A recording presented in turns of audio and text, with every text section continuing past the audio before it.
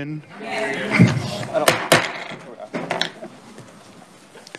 Giving some of the media attention this weekend in regards to, as everybody has referenced, to the Apex bill. We will be reconvening at 11 a.m. to have a discussion with the research department on how that would affect the state budget in regards to the Apex bill. I just want everybody to be aware of what the impact would be to the state budget if we move forward with Apex. So I just want to make that announcement. The next item on the agenda are bill introductions. Committee, are there any bill introductions this morning? Okay. Anybody else have any bill introductions? Representative Highland.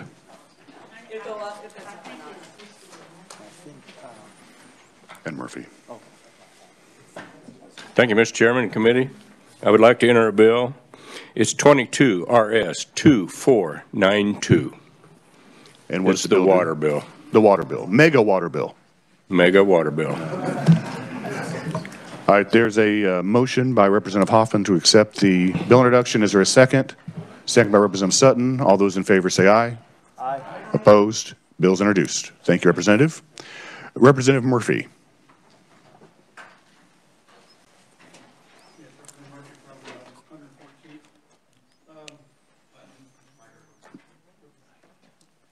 Something happened in my copy, and I don't have the RS number. Do you have it?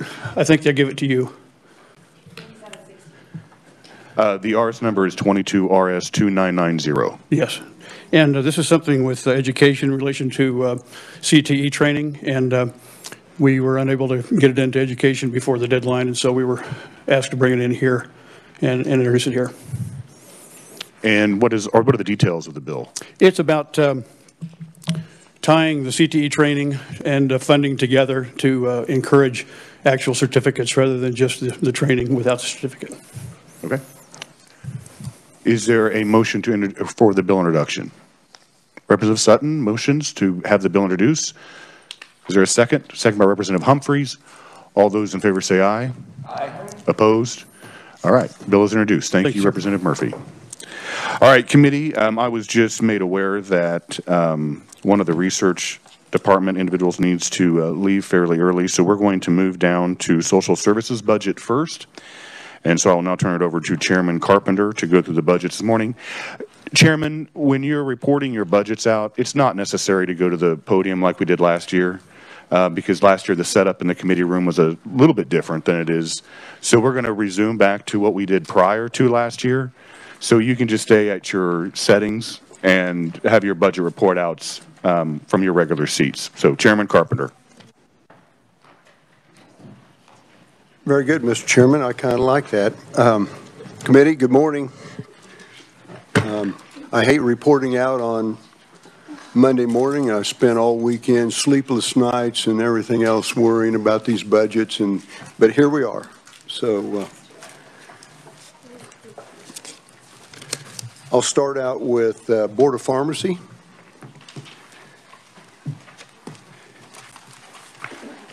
And the committee report is here, and then on the BA, it's on page 6, starts on page 6, but I'll start out here. Okay, Kansas Board of Pharmacy is responsible for the enforcement of the Pharmacy Act and Controlled Substance Act. This mission of the board is to ensure all persons and entities conducting business related to the practice of pharmacy in Kansas are properly licensed and registered to protect public health, safety, welfare, and to promote understanding of the pharmacy-related practices. 7-member board is appointed by the governor for overlapping 4-year terms and composed of 6 licensed pharmacists and 1 public member. The agency requests $4.1 million, all from the special revenue funds for 2022. This is an increase of $368,470, or 9.8% above the approved amount. The wages and salaries increase are primarily due to increased cost of employer contributions to retirement and group health insurance. Additionally, salaries funded by the Harold Rogers grant decreased, and the salary increase for the position funded by the U.S. Department of Health and Human Services and the Substance Abuse and Mental Health Services Administration grant. The contractual services increases are due to computer software maintenance Office of Information Technology, services fees, and attorney's fees. The governor concurs with the budget estimates, and our budget committee concurred with the governor's recommendation. I could either stand for questions or go on. Are there any questions for Chairman Carpenter? Representative Sutton. Thank you, Mr. Chair. Mr. Chairman, I'm trying to understand on the agency estimate here. Does that looks like, am I understanding correctly that the Substance Abuse and Mental Health Services Administration grant lapsed in 22, and then, I mean, I saw that it came back in 23, but is that what I'm seeing here, where it's shifted over to a little bit to SGF? No, in 2022, they had this substance abuse grant was $143,000, and in 23, it's $157,000. Okay, so I'm trying to figure out where the salaries funded by the Harold Rogers grant decreased and the salary increased for the SAMHSA grant. I'm just trying to understand the workings here, what parts are moving. Chairman Carpenter. Thank you, Mr. Chair. It's kind of lumped in there. Here's on page 7, you'll find the differences right there. There's an increase of $1.1 million from 21 to 22, all from special revenue funds for 21 in actual amounts and a revised estimate for 22. There are increases of salaries for $195,000, contractual service $845,000, commodities $27,000, capital outlay $35,000. So it's kind of all lumped together in one fund. No SGF funds are in here. They get various grants. Excellent. All right, thank you. Funding sources for 22 are pharmacy fee fund, $10,000, K-Trax fund, that's the opioid settlement, $200,000, overdose data to action grant, $921,000, Harold Roberts 2018 grant, $132,000, 2020 Harold Roberts grant, $506,000, SAMHSA grant, $143,000 for a total of $1.9 million. But it's pretty much not separated out like you would think. Gotcha. And I can certainly get all the details if you want. I feel very confident in that. Okay. Thank you, Mr. Chair. Representative Hoffman. Thank you, Mr. Chairman. But those aren't offset. There is actually an increase in salaries besides those. Correct. Okay. So there is an increase of 368. The other is offset by general funds? No general funds are in this budget okay. whatsoever. It's It's all offset grants with, and special fee funds. But those grants are going away. Not at this time. Oh, I thought that's what it said. They're decreasing. They're decreasing, okay. Okay. And then they're Okay. being made up by fee funds? At some point in time, they may. Okay, all right. Thank you, Mr. Chairman. Committee, any further questions in regards to fiscal year 2022? Representative Johnson. Thanks, Mr. Chair. And just trying to get an overview at a high level, I know the contractual services were going up quite a bit, but the increase year to year, the increase we had into 21, continuing into 22, appears to be the computer program maintenance. And is that a new ongoing thing where we're just in a new world of meaningfully higher expenses ongoing? I think so, and I think they've made some really improvements. If their number of prescribers and pharmacists have just went up a huge 29% is actually net gain of 3,002 user accounts and a 29% increase over the 21 to 22. With COVID, I think is part of it. So we're looking at some point having a doubling of the contractual services, and that's just likely to be the new world that we're in after the last 2 years. I think it is at this point in time. They're making some very big improvements on their the details, and it's. I've got the K-Trax annual report. Web searches are up a bunch. it's just the way of the world with COVID. Okay. So potentially, if COVID changed, that may change, but currently we're seeing that continued volume. I'm not sure exactly what their plans are for the future Okay. on this. I know they're taking care of business as of now, but I'm not sure if they're going to expand or continue. So thank you. And then capital outlay, while the total dollars are not as large, still went up quite a bit. Is there a temporary thing, or is that likely to be ongoing as well? I'll get you the answer to that. I do not have that. Thank you. Thank you, Mr. Chair. Any further discussion on fiscal year 2022? Seeing none, Chairman Carpenter, you move on to 2023. For 2023, the agency requests $3.8735 million, all from special revenue funds. This is an increase of $156,339 above the approved amount. The increase was primarily due to a new grant, $157,058 from Substance Abuse and Mental Health Services Administration, which the Board of Pharmacy serves as a prescription drug monitoring program project partner subrecipient. The Governor concurs with the 2023 estimates, and the Social Services Budget Committee concurred with the Governor's recommendations. All right, thank you, Chairman Carpenter. Any discussion in regards to fiscal year 2023? Seeing none, Chairman Carpenter. I'd make a motion to approve the budgets for the Kansas Board of Pharmacy for the 22 and 23 fiscal years. Committee, you've heard the motion, second by Representative Ballard. All those in favor say aye. Aye. Opposed?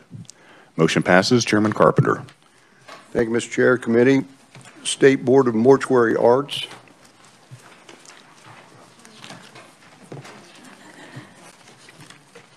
You can find in your BA, it starts on page 7.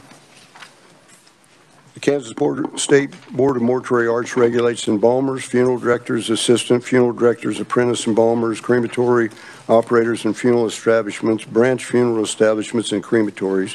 The 5-member board ensures that funeral homes, crematories, licensees, apprentices, and student embalmers operate according to state law, and that they serve the best interests of the consumer by meeting and maintaining licenses and regulatory requirements. The agency requests a revised expenditure of $367,875 for 2022, all from the Mortuary Arts Fee Fund. The revised estimate is a decrease of $1,163 or 0.3% below the 22 approved amount.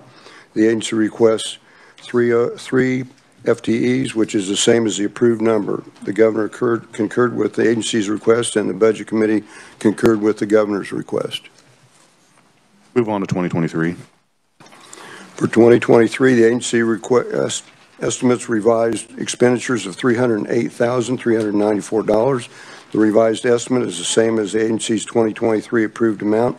The agency budgeted an additional $1,195 for computer replacement, which is offset by reductions in fringe benefit expenditures. The agency requests 3 FTEs, which is the same as 2023 approved number. The Governor concurred with the agency, and the Budget Committee concurred with the Governor's estimate. I'll stand for questions. So the reduction of approximately $60,000 from 22 to 23, what's the reduction? They had they have 3 people. One guy was there 36 years and passed away last year, and the director that had been there 39 years retired. So Max Smith. So they have had extra money from those salaries, capers and all of it. They're not anticipating filling those positions in 2023? I believe they think they have someone for that position next month. Okay. Representative Hoffman. Thank you, Mr. Chairman. Looking on page 5 with the fee fund, it looks like their ending balances come down quite a bit since 19. Is that an issue, or is it maybe stabilizing to where it ought to be? It is an issue, and they'll probably address that in the future. If you look on page 6, their well within their statutory limits for licensing fees, and they've got plenty of room to go up. And they will address that in the future. Right now, they didn't see the need to, but it is a concern, and they're on it. Okay. All right. Thank you, Mr. Chair. Any further questions for Chairman Carpenter? Seeing none, Chairman Carpenter. I'd make a motion we approve the 22 and 23 budgets for the Kansas State Board of Mortuary Arts. For 22 and 23. 22 and 23. All right, committee, you've heard the motion, seconded by Representative Ballard. All those in favor say aye. Aye. Opposed? Motion passes. Chairman Carpenter. Kansas Guardianship Program.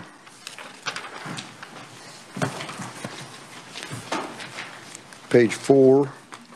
The Kansas Guardianship Program is a quasi-state agency that it was established in 1995. Prior to that time, the program has been a part of Kansas Advocacy and Protection Services, Inc. A 1994 federal audit found a conflict of interest between the KSPS administering the state's guardianship program. As a result, in 1995, Senate Bill 342 establishes the Kansas Guardianship Program as a distinct legal entity whose employees are not considered to be state employees. The entire agency is financed through the state general fund. The agency estimates revised expenditures of $1.4 million all SGF for 2022. This is the same as the agency's 22 approved amount. The agency requests 10 FTE positions, which is the same as the agency's 2022 approved number. The governor concurred with the agency's revised estimates for 2022, and the Social Services Budget Committee concurred with the governor's recommendation. Go ahead and move on to 2023. The agency requests $1.4 million all SGF for FY 2023. This is the same as the agency's 22 revised estimate. The agency requests 10 FTEs, which is the same as the agency's 2022 revised estimate. The governor concurs with the agency's request for 2023, and the Budget Committee concurred with the governor's request. Are there any questions for Chairman Carpenter? Representative Corbett. Thank you, Chairman. On page 1, Representative, down at the bottom where it says program volunteers receive a monthly stipend of $40. Is there any, I mean, the $40 in today's world doesn't buy much. Is there any thought about increasing that somehow? I believe we increased it last year by $10 a month. Okay. And yeah, just to give you a little bit of fast facts about these 772 volunteers times 12 months a year, 9264 times, if they just spent 10 hours a month, that'd be 92,640 hours. $10 an hour, that's $926,000, these folks, and that's just average. I'm just saying that these folks spend in their volunteer time. They save us literally. This is a very valuable program for folks that need conservatorships and guardians. So the money, I think, is well spent. A lot of these folks don't even take their stipends. Yeah, they do not. They just believe in the cause so much that they don't even take their $40 a month. So very valuable program. Just to follow up, Representative, how many people are they taking care of? Is there a kind of a, you got so many volunteers working, how many? Last year they served 1,392 people. Okay, thank you. Representative Ballard. Thank you, Mr. Chairman. I want to brag on this program a little bit more. I think Chairman Carpenter was explaining that the stipends are actually used because they have to submit a monthly report on each of the individuals that they're taking care of. And as Carpenter just said, a lot of them don't take their funds. So it could be used for postage to mail, it could be used for the gas, but the majority really don't take it. So it's not that the stipend is really an issue, but it's the training of this over 700 volunteers, which is interesting because of over the 700, 44% of those volunteers have been with the guardianship program 10 years or more, which is really unusual for volunteers. And they can take two conservatories at any given time, and then they can petition to take more if they think it fits into their schedule. So as we said, this program is unique in the nation. I mean, everybody has some form of it, but not as much as this particular program. It's housed in Manhattan, but there are different, ports that they may be at. So, but I think she has said, the director has said, Jean Fromm, that the stipends are not really an issue. It's just that during the time when the gas was high and people had to go back and forth and do those things, but that's not what they do, or they would take them. They just do it because they really want to be with these individuals. I hear you. My concern was I just didn't think it would be, if it's enough to cover it's a good bang for your buck. I just want to make sure they had enough to cover what Well, they you were can doing. make that motion now. It's up to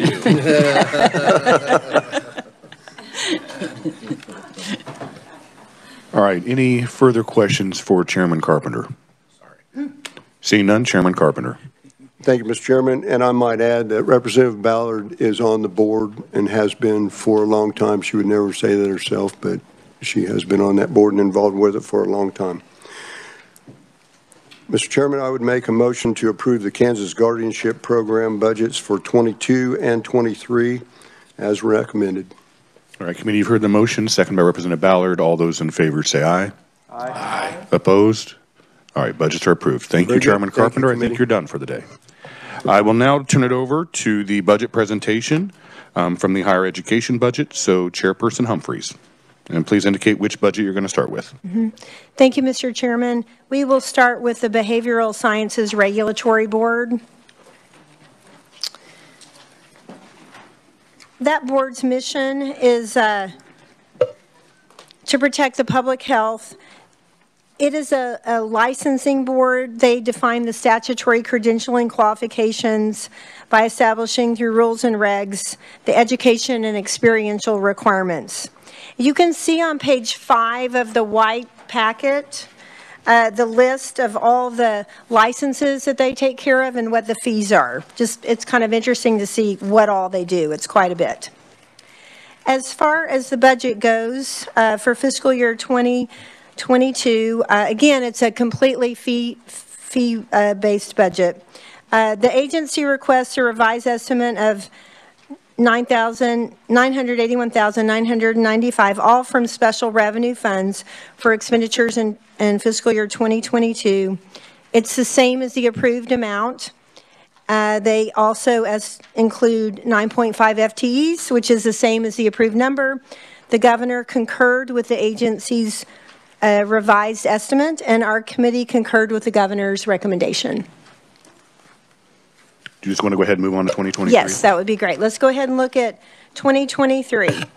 The agency requests a revised estimate of $988,412, all from special revenue funds for expenditures for FY 2023. This is an increase of $20,350, or 2.1% above the approved amount. And that increase was due to House Bill 2066 that we passed last year, and it had to do with the licensing reciprocity, if y'all remember that. Last year we added the funding for fiscal year 2022, but not for 2023, so we needed to include that extra. The agency also requests 9.5 FT positions, which is 0.5 above the approved amount because of HB 2066 that we passed last year. The governor concurs with the agency's revised estimate, and our budget committee concurred with the governor's recommendation for 2023. All right, thank you, Chairperson. Committee, are there any questions for Chairperson Humphreys? Seeing none, Chairperson Humphreys. Mr. Chairman, I move that the committee approves the budget for the Behavioral Sciences Regulatory Board for fiscal year 22 and 23. Is there a second? Seconded by Representative Rajas. All those in favor say aye. Aye. Opposed? All right, motion passes. Chairperson Humphreys. Thank you, Mr. Chairman. We'll now look at the Kansas State Board of Healing Arts.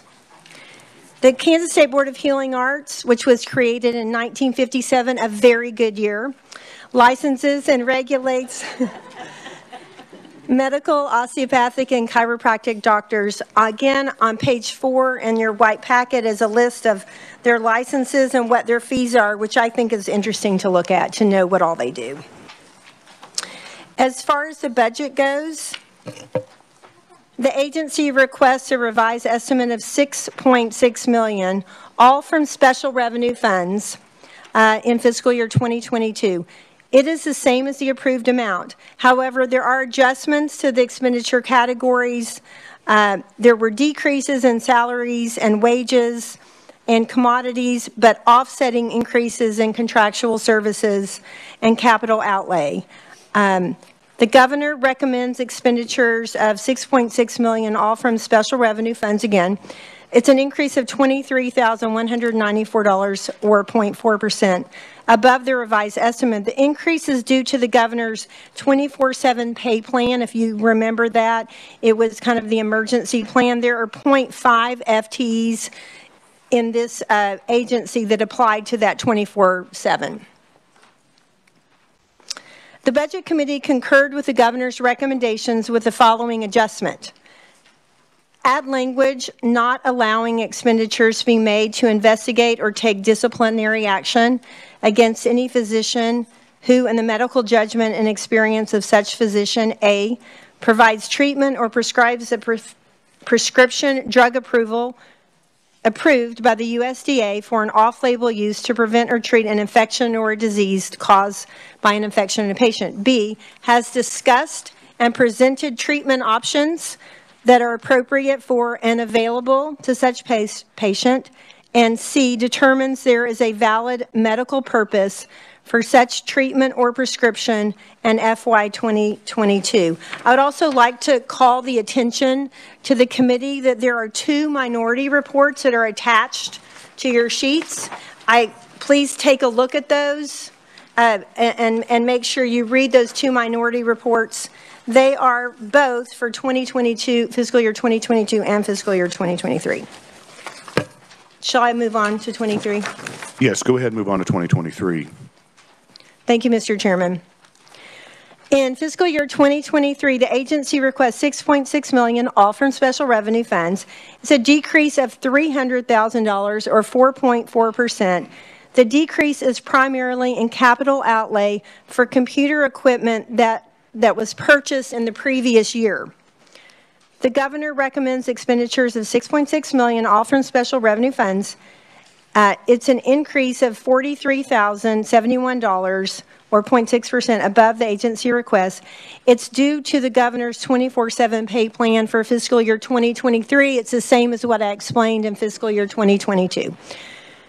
Again, the Budget Committee concurs with the governor's recommendation with the following adjustment. It's the same amendment that I read to you. I don't think I need to read it again, but it is on the blue sheet as well as the yellow sheet. All right. Thank you, Chairperson Humphreys. Representative Williams. Yes, thank you, Mr. Chair. I do have a concern with this item, and I wanted to bring it up and have the chair comment on it. Before making a motion, I would either want it removed or revised. And here's the thought on it. Though the spirit of the amendment, I actually agree with. 1 in 5 off-label prescriptions are prescribed to individuals for not the original purpose of the prescription. So that's 1 in 5. So what I would say, we all know why this was brought up, and we understand which prescription drugs are of political or medical concern right now. But when we think about the vast number of prescriptions being prescribed off-label, this is not going to be equitably applied.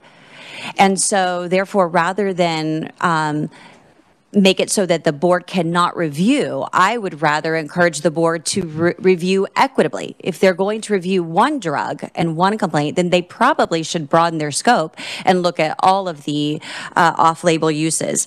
So I just don't think that this is probably the right place for this, and I think a bill is a better place for that. So before making a motion, I wanted the chair to comment. Well, and before I turn it over to Chairperson Humphreys, I would just reiterate what you said. This does not belong in a budget bill. We have a bill that's going through the Senate side that is addressing this and needs to go through the proper channels. When you add something into a budget bill, it is only valid for the years of those budgets, and this would have grave impacts that we don't know about. There was no hearing, as I believe Chairperson Humphreys will probably attest to. In the committee, it was just brought up. And I will just reiterate again, this does not belong in a budget bill. So Chairperson Humphreys. Thank you, Mr. Chairman, and thank you, Representative. I hear what you're saying, and I think it's known. We had a discussion. We didn't have a hearing. We had a discussion in the committee. We went back and forth quite a bit, and it ended up being a tie, and I broke the tie, and I voted yes for the amendment for the purpose of shedding light on this issue. And whether it belongs in a budget bill or not, I think is a question I hope the committee will talk about right now. But as far as off-label drugs and investigations, we know that there have been investigations, and the equitability, as Representative Williams mentioned, it has become a political issue. And so my question is, if it has become a political issue in this board, do we need a political answer to that? And that's why I broke that tie, was to shed light. And I am interested in what the committee has to say, if it belongs in the budget bill or not, and I welcome any comments from every side. I'll turn it back over to Representative Williams. Thank you, Mr. Chair. May I ask, I'd like to ask a question of the chair. So would it be possibly appropriate to remove the language but add a language that says but proceed with caution on review of off-label usage and make sure that it is investigations are equitable and fairly applied? Would something where the legislature identifies a request to proceed with caution be possibly a middle ground without saying you cannot use funds, but proceed with caution and be sure it's equitable? Chairperson Humphreys. Thank you. As you know, in a budget committee, we can't make comments in our budget, so that is a possibility that we could add the comment instead of the amendment. Representative Wolfmore. Thank you, Mr. Chair. I just wanted to comment on this. So the way I understand this, according to the Board of Healing Arts and others I've talked to, if a physician uses a medication for off-label purposes, which does happen, as Representative Williams commented, that means that the FDA has not approved it for that particular condition. They might have approved it for one disease process, but they haven't approved it for this disease or condition. A physician can use that. However, the role of the Board of Healing Arts is to monitor that. They're the patient protection, because the patient isn't educated enough to understand and always monitor what their doctor does. So they're the patient protection. So by taking this out of, what this amendment does, it says that the Board of Healing Arts can't expend any funds for any of those investigations, not only in this budget year, but in the current year. So effectively what it does is it stops investigations. I don't think that's appropriate. I don't think that's what we want to do. And I definitely don't think that's for the protection of the patient. We're just restricting their money and their ability to do the job that they were created to do, and that's protect the patient. Thank you, Mr. Chair. Representative Owens. Thank you, Mr. Chairman. I do realize that this is a topic that is making its way through the Capitol, but I would respectfully disagree that this is not a place for policy, because we put policy in the budget all the time. We, as a body, just last year in last year's budget, put in that the state universities and state agencies can't expend money on COVID passports, and that was part of the budget. This topic, whether it makes it through the entire process or not, we know whether it is through a bill or through a proviso, is something that has been done for dozens of years, for many years. Why is it political all of the sudden because we're dealing with COVID-19? It baffles my mind that as a state legislature, we even have to have a bill or have a conversation. But we have to have it because of complaints like these against doctors for doing what they've always done. And so if we can't get a bill through the process, or if we can't get the discussion had in the committees that it needs to be had, then introducing it and having these conversations here within this budget as a budget proviso, even if it only lasts for a year, then we have maybe bring it up the next year. But I feel like policy is not an uncommon thing within these budgets. And please correct me if I'm wrong, but it seems like we do this regularly. Thank you, Mr. Chairman. Well, I'll respond to that. And yes, there are times that we do put policy in the budget bill, but that happens at the end when things haven't moved through the system. We have a bill on the Senate side, as I mentioned before, that is going, they've had a hearing on it. And so I believe it's premature to have this language in the budget bill at this time. Policy is added to the budget bill, but that's at the end. That's an omnibus, or when we're doing the final budget bill.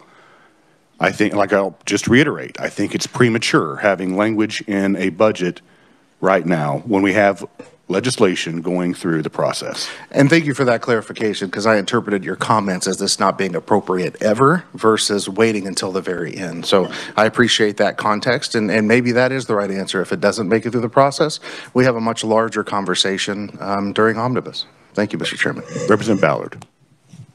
Thank you, Mr. Chairman. Actually, most of this has been covered between what you just said and your comment. But if I understand correct, the Senate Public Health and Welfare is having a hearing on SB 381 on Tuesday on this very issue that we're discussing here. And it would seem to me we should let them make that decision in what I call a more appropriate manner, because I do have concerns with it in the budget process. And true what the chairman just said, we do it, but we do it at the end. I mean, we have had one that we put in from our committee, but that's because it wasn't being addressed and it was something we felt needed to happen at that time. So I would say let SB 381 determine this and not in this appropriations committee. Thank you, Mr. Chairman. Representative Woodard. Thank you, Mr. Chair. I have a question for the chair. Since I was actually subbing on a different committee that day, I missed out on this discussion. You mentioned, too bad. Yeah. I leave for one day and you all have fun. You mentioned there was a discussion, not a hearing. Were any of the stakeholders like the Board of Healing Arts or Kansas Medical Society or anyone else able to weigh in on that discussion? No, because as you know, when this came up, we had the budget hearings the day before, and this was the day we were doing the recommendations. So it was strictly the committee with an amendment brought up. Okay. Yep. Since this wasn't addressed in the budget hearing, I would like to see it removed if possible. Thank you. Thank you, Mr. Chair. Representative Francis. Thank you, Mr. Chairman. I guess I want to reiterate some of the comments that have already been made. My concern right now is this bill is in a committee that deals with these issues regularly in the Senate. We also have a similar House committee that deals with these details regularly. Sometimes we don't understand the details if we don't sit on those committees day in and day out. I know often on transportation, I'm sure Chairman Prahl will agree with this. We'll get into a fine bill on something that needs to go through judiciary just because some of us on that committee don't understand some of the implications of the changes that we might make. So again, not saying this can't come up in another way sometime, but there is a process. There are people that understand the minutia of this bill, and I think that's a better place at this period of time. Thank you. Representative Sutton. Thank you, Mr. Chair. It's true. I would prefer to see us go the legislative route on 381 with regard to this particular issue. I would ask, though, as even though I'm getting it, even though I say I don't want it necessarily part of the budget, I still have questions about it nonetheless. Mm-hmm. What is it that triggers an investigation? Was that ever discussed in committee? Chairperson Humphreys. Yes, and I really appreciate that question because, you know, I have had people ask me, media and such, is this because of the senator who's being investigated? And I didn't even know the senator was being investigated when I first heard of this coming up. So it's not about that. But the way an investigation comes up is a patient or a doctor makes a complaint. And if I may, Mr. Chairman, Representative Owens has a copy of a complaint that was given to the Board of Healing Arts, and then what ensued was an investigation of the doctor. All the names, of course, have been redacted, but may he read the complaint? It's just 1 or 2 sentences. It is, we have permission for it to be read. I would say to have it distributed, make copies made and distributed. Okay. So the gist of it was one doctor was complaining about another doctor prescribing ivermectin. As we all know, that's what this is about. And the accusations were,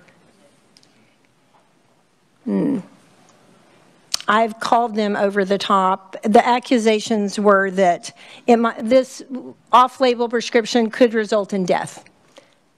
So it was a little bit concerning that that's what the accusations were. And then, of course, we all have heard COVID misinformation.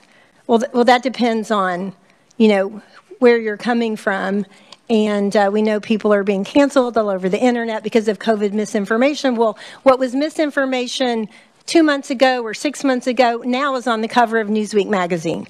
So I think the spirit of the amendment was to shed light on the fact that Kansans deserve to know about all the medications, all the prescriptions, all the remedies without fear of either their doctor being investigated or their pharmacy not filling the prescription that their doctor gives them. So that is where this came from. It really was in the best interest of Kansans to make sure they have every available alternative medication for them.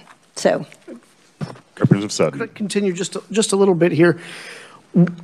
So what I'm hearing is that it was not a complaint from a patient, but it was one doctor competing against another doctor. And did that actually rise to the level of an investigation, though? Or is that sort of, you know, rivalry grounds for an investigation by the Board of Healing Arts?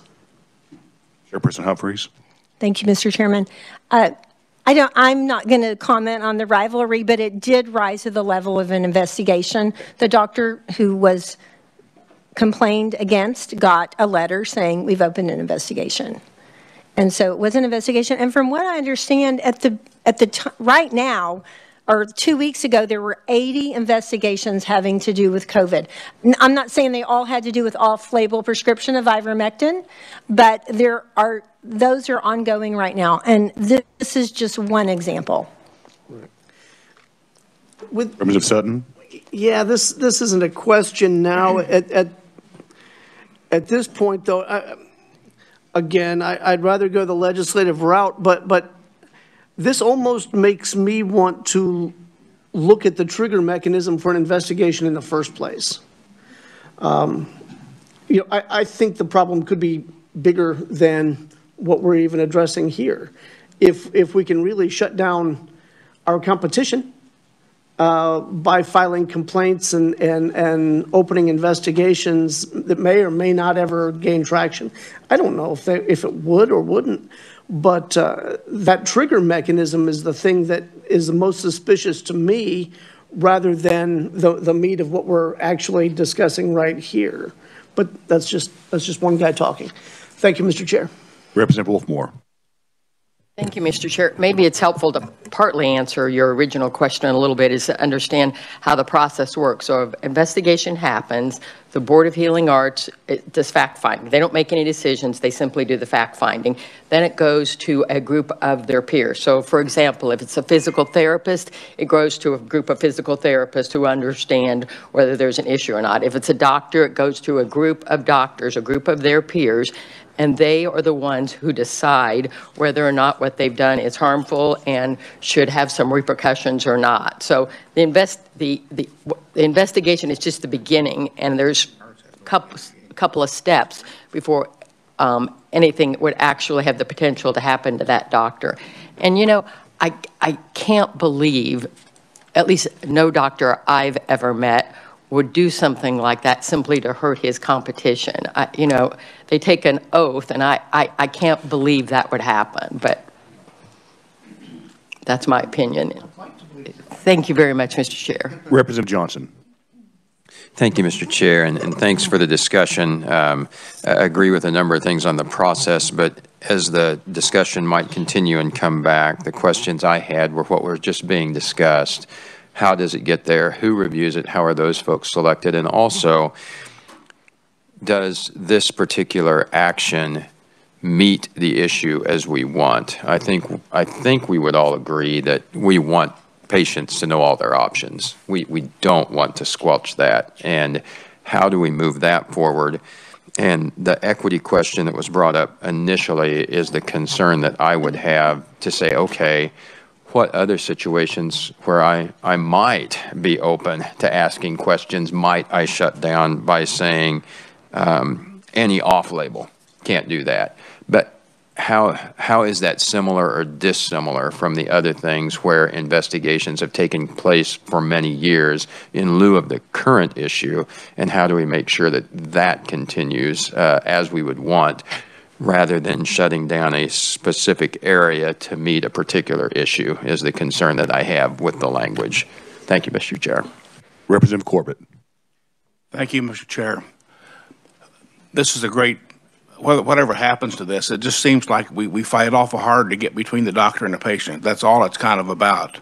In some of your rural areas, if a doctor or the Board of Healing Arts can neutralize a doctor, the next doctor may be another 2 hours away.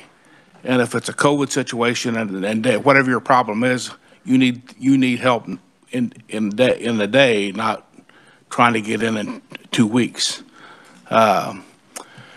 Right now, the Board of Healing Arts has no skin in the game.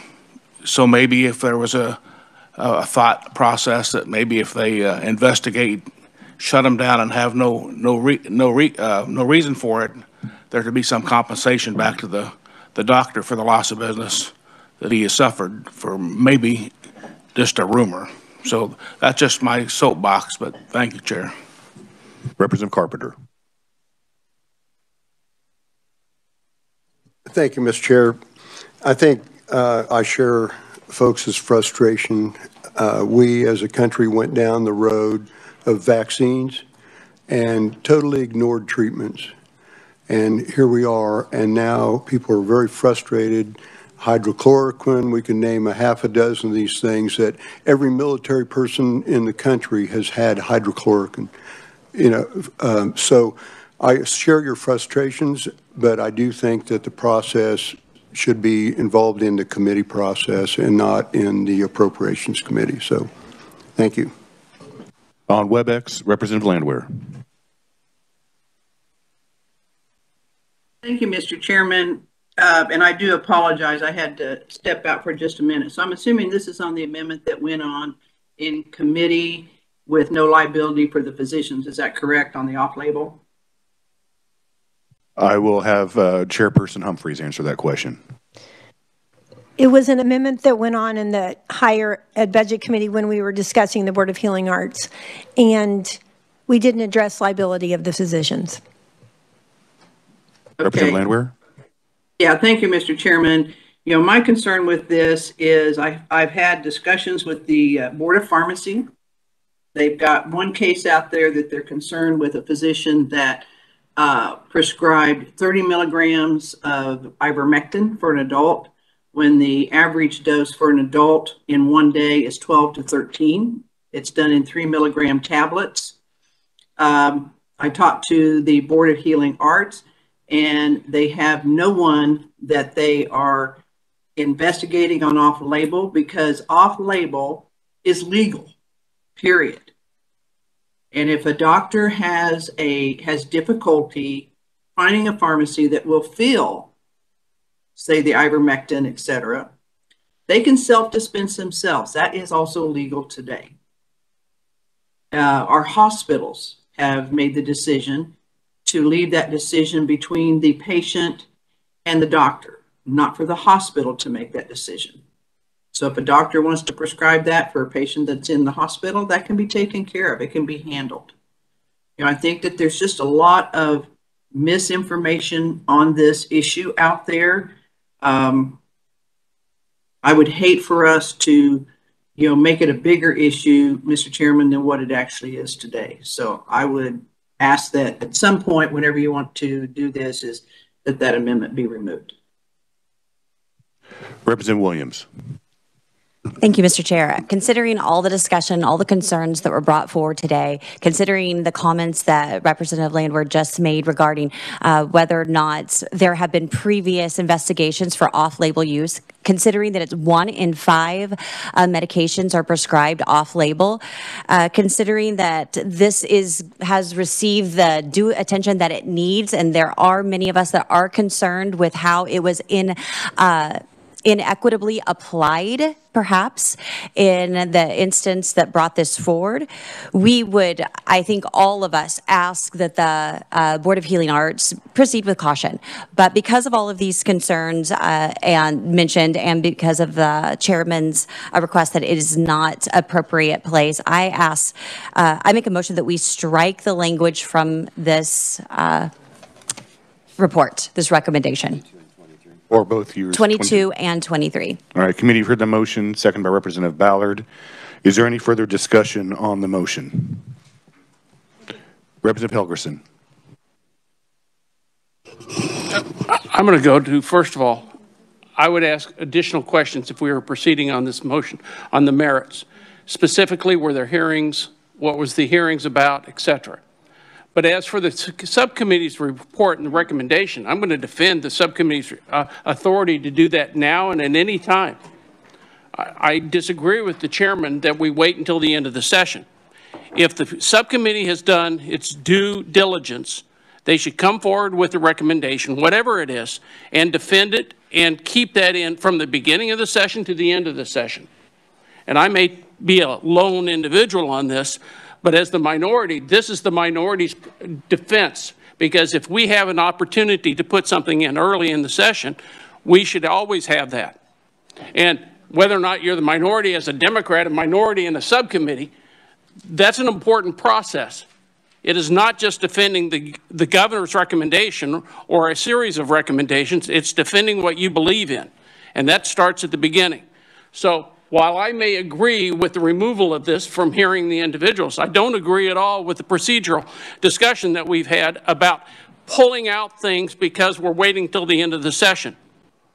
And I can put a long list together of items and procedures and policies that have been put in early in the session by a subcommittee, and it has stayed there and has become law, not only for 1 year, but for multi-years. And it has remained that way multi-years by appropriation reports.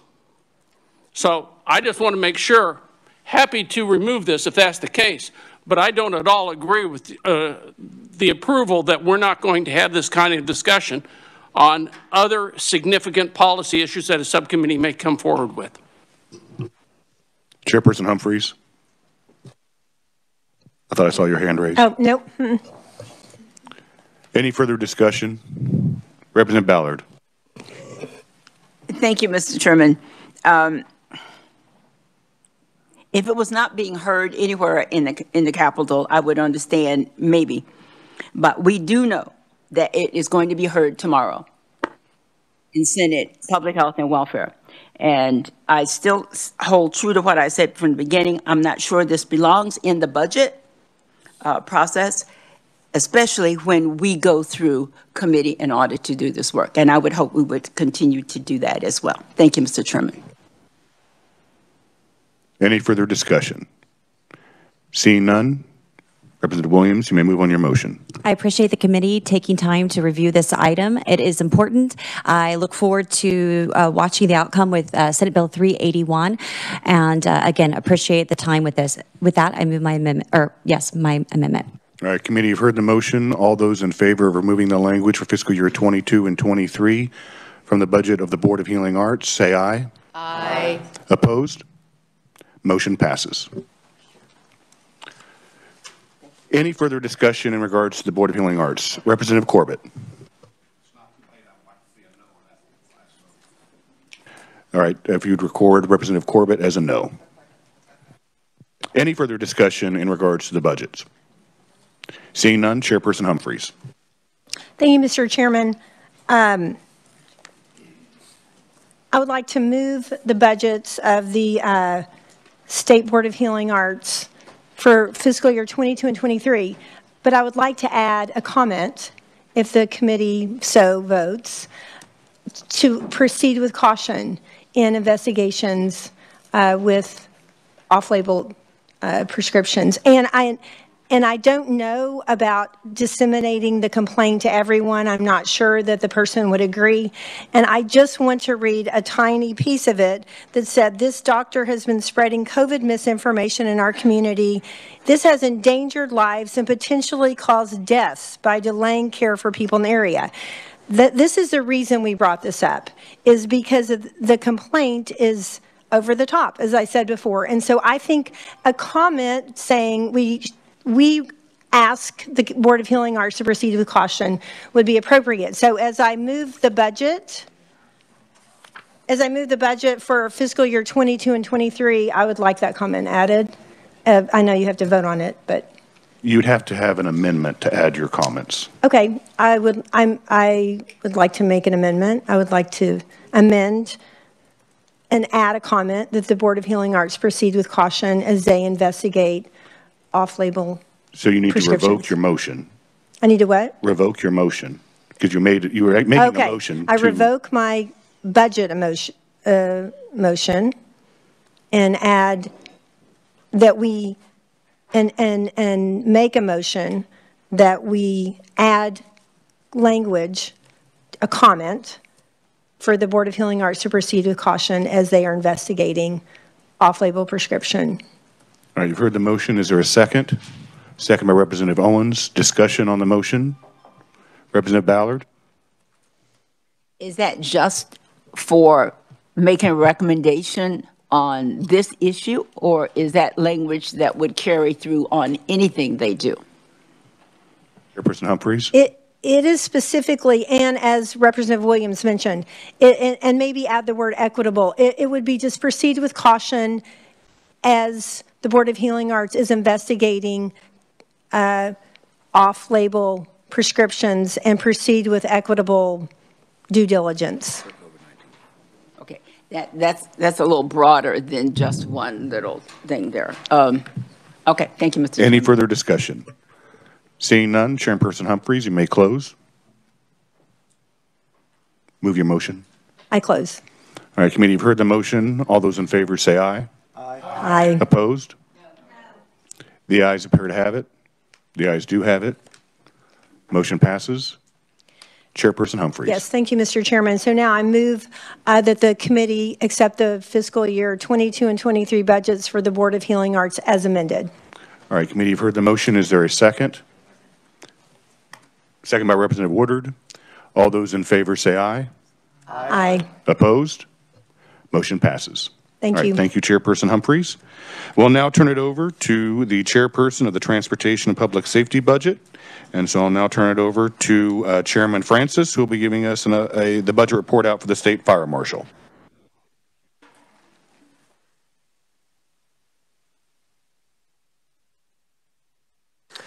Thank you, Mr. Chairman. I can see everybody's enthused about hearing about my budget. Way to clear rooms.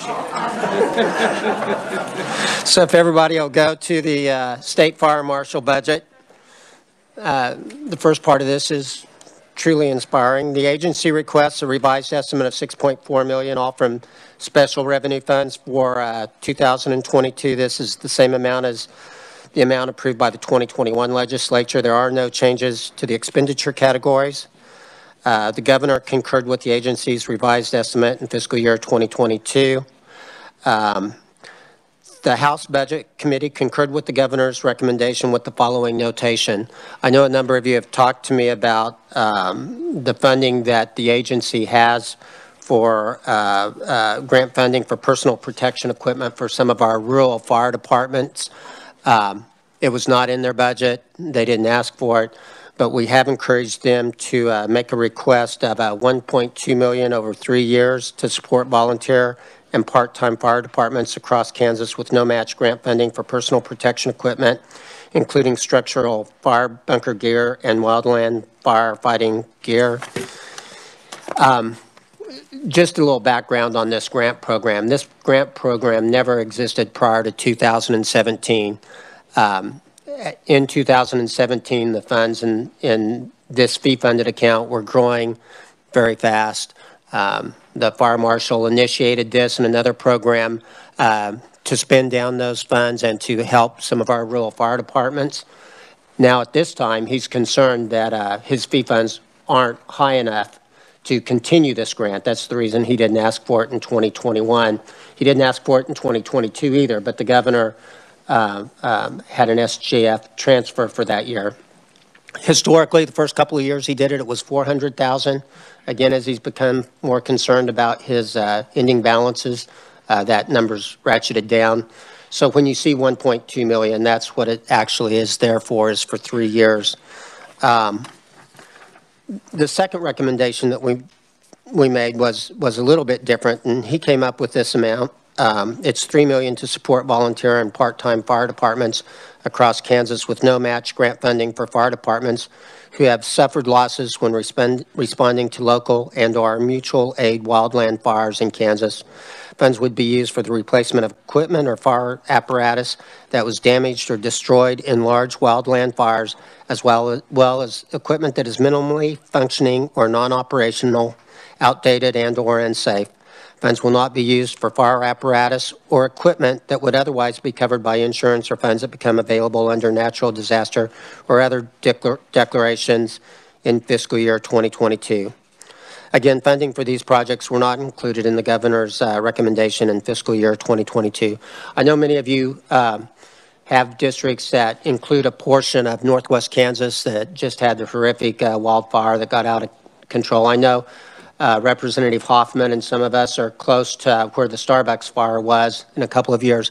So sometimes we have these fires, the wind's blowing 50, 60 degrees or 50, 60 miles per hour. People just get caught up. They lose equipment. The reason the $3 million is high, he tried to kind of forecast out what the next 2 or 3 or 4 years while these spark funds would be available, he might be able to assist some of our smaller rural fire departments with. So we asked him to give us an estimate of what would be. I know if any of you are on the Spark committees, whatever you can find in that budget is helpful. I mean, this is not an all or nothing thing. So with that, I'll stand for questions for the fiscal year 2022 portion of the budget. All right, thank you, Chairperson Francis. Representative Sutton. Almost said Hutton. I noticed you tried to say that. We'll discuss that later. Thank you, Mr. Chairman, for calling me the wrong name. Corrected myself. And you did, and I appreciate that. The other chairman, curious as to this $3 million. Is this also Spark money? It's not mentioned in the notation. Those are sub items underneath item 1. So the committee recommends the agency request from the American Rescue Act Fund through the Spark advisory panels for those 2 projects. Okay, so it's also no SGF. Very good. That's where my concern rested. Thank you, Mr. Chair. Representative Owens. Thank you, Mr. Chairman, and especially thank you to Representative Francis. He has the unfortunate circumstance of having an office next to mine and gets to hear about some of these things. I served on the Heston Fire Department as a fire captain and EMT for 18 years. People don't realize the important work that our volunteers serve, that there's better than 600 departments across the state, of which better than 85% of those people are volunteers. These are people that either get zero pay or minimal pay, and in many cases, I've literally seen situations where departments don't have enough equipment to be able to provide to each and every firefighter that is available. I've seen people fight fires with one person wearing the bunker pants and another person wearing the bunker jacket because there's not enough equipment. There's certainly the line of thought that says that that they do have some taxing authority within their areas, but when you look at how rural many of our departments are, there's very little funds available. This is an incredibly important part of these departments being able to get the equipment that they need. For these people, literally, that are risking their own lives personally simply to help their neighbor. I think this is an incredibly noble cause and a great use of the Spark funds, and I certainly appreciate Representative Francis for inserting that in there and fully support that. Thank you. Representative Carpenter. Thank you, Mr. Chair. Mr. Chairman, in your conversation with the fire marshal, did he indicate any efforts to remove the backlogs that he has for fire inspection, especially in the realm of child care facilities? We had a short conversation about that. One of his requests was, I believe, for the 2023 budget. And considering the word request might be a little bit broad, it was not in his request. It was not in the governor's recommendations either. He talked about the need for 2 additional inspectors. We did a little background on it. You know, he currently has 5 fire prevention inspectors vacant right now. So there was that conversation. I don't know how much of that backlog is because of unfilled positions and how much of it has to do with a true shortage of personnel. Okay, very good. Thank you. Representative Williams. Thank you, Mr. Chair. I'm just wondering if your committee actually discussed which one of the 4 areas of SMART committees this request would go to for PPE. Chairman Francis. You know, I kind of had some conversations with different individuals. In a way, I think it has something to do with health. You know, it's 1, the health of the firefighters. 2, it's the health of the people that are going to be in front of that fire, and we need those firefighters equipped so that they can fight those fires. I think you could also say that it's government efficiency. You know, it's important for them to have the right equipment so that they can be efficient. So I would say that we would take any recommendations that any members of the committee would feel would be appropriate. I do have a copy of his request, I think, if I can find it. Let me see if I can. When did he do it to? Well, these are both of them. Right. Does he have a, does it say which? He doesn't have them marked. Yeah, we've got a copy of his preliminary applications, and he didn't mark either one of them. But I think we kind of thought health or government efficiency and modernization. Mr. Chairman, if I could make a request of our revisers, if it would be approved by you. For those committees, those different committees, economic revitalization, health and education, connectivity and efficiency and modernization, at some point along the line and not approved by those individual committees because they're just now getting started, someone has identified a core focus. And the core focuses are different for each one. For example, unbeknownst to me, for health and education, it's behavioral health, so mental health is the health connect. And for education, it's early childhood. That doesn't mean that the committees have to remain in that domain, but it might be helpful if the revisers provide the core focus for all budget chairs so they can see if it does work. If it doesn't work, you can still apply. It's just, it was surprising to me that these core focuses were predetermined. So I just wanted to be sure that committee members knew that. The request from the revisor to provide those core focuses, and they said they will. Representative Helgerson. Mr. Chairman, we had this discussion a little bit previously, and I take a totally different view than I think most of you, and that is this is basically general fund dollars at this point. The Spark money is money that we should be appropriating.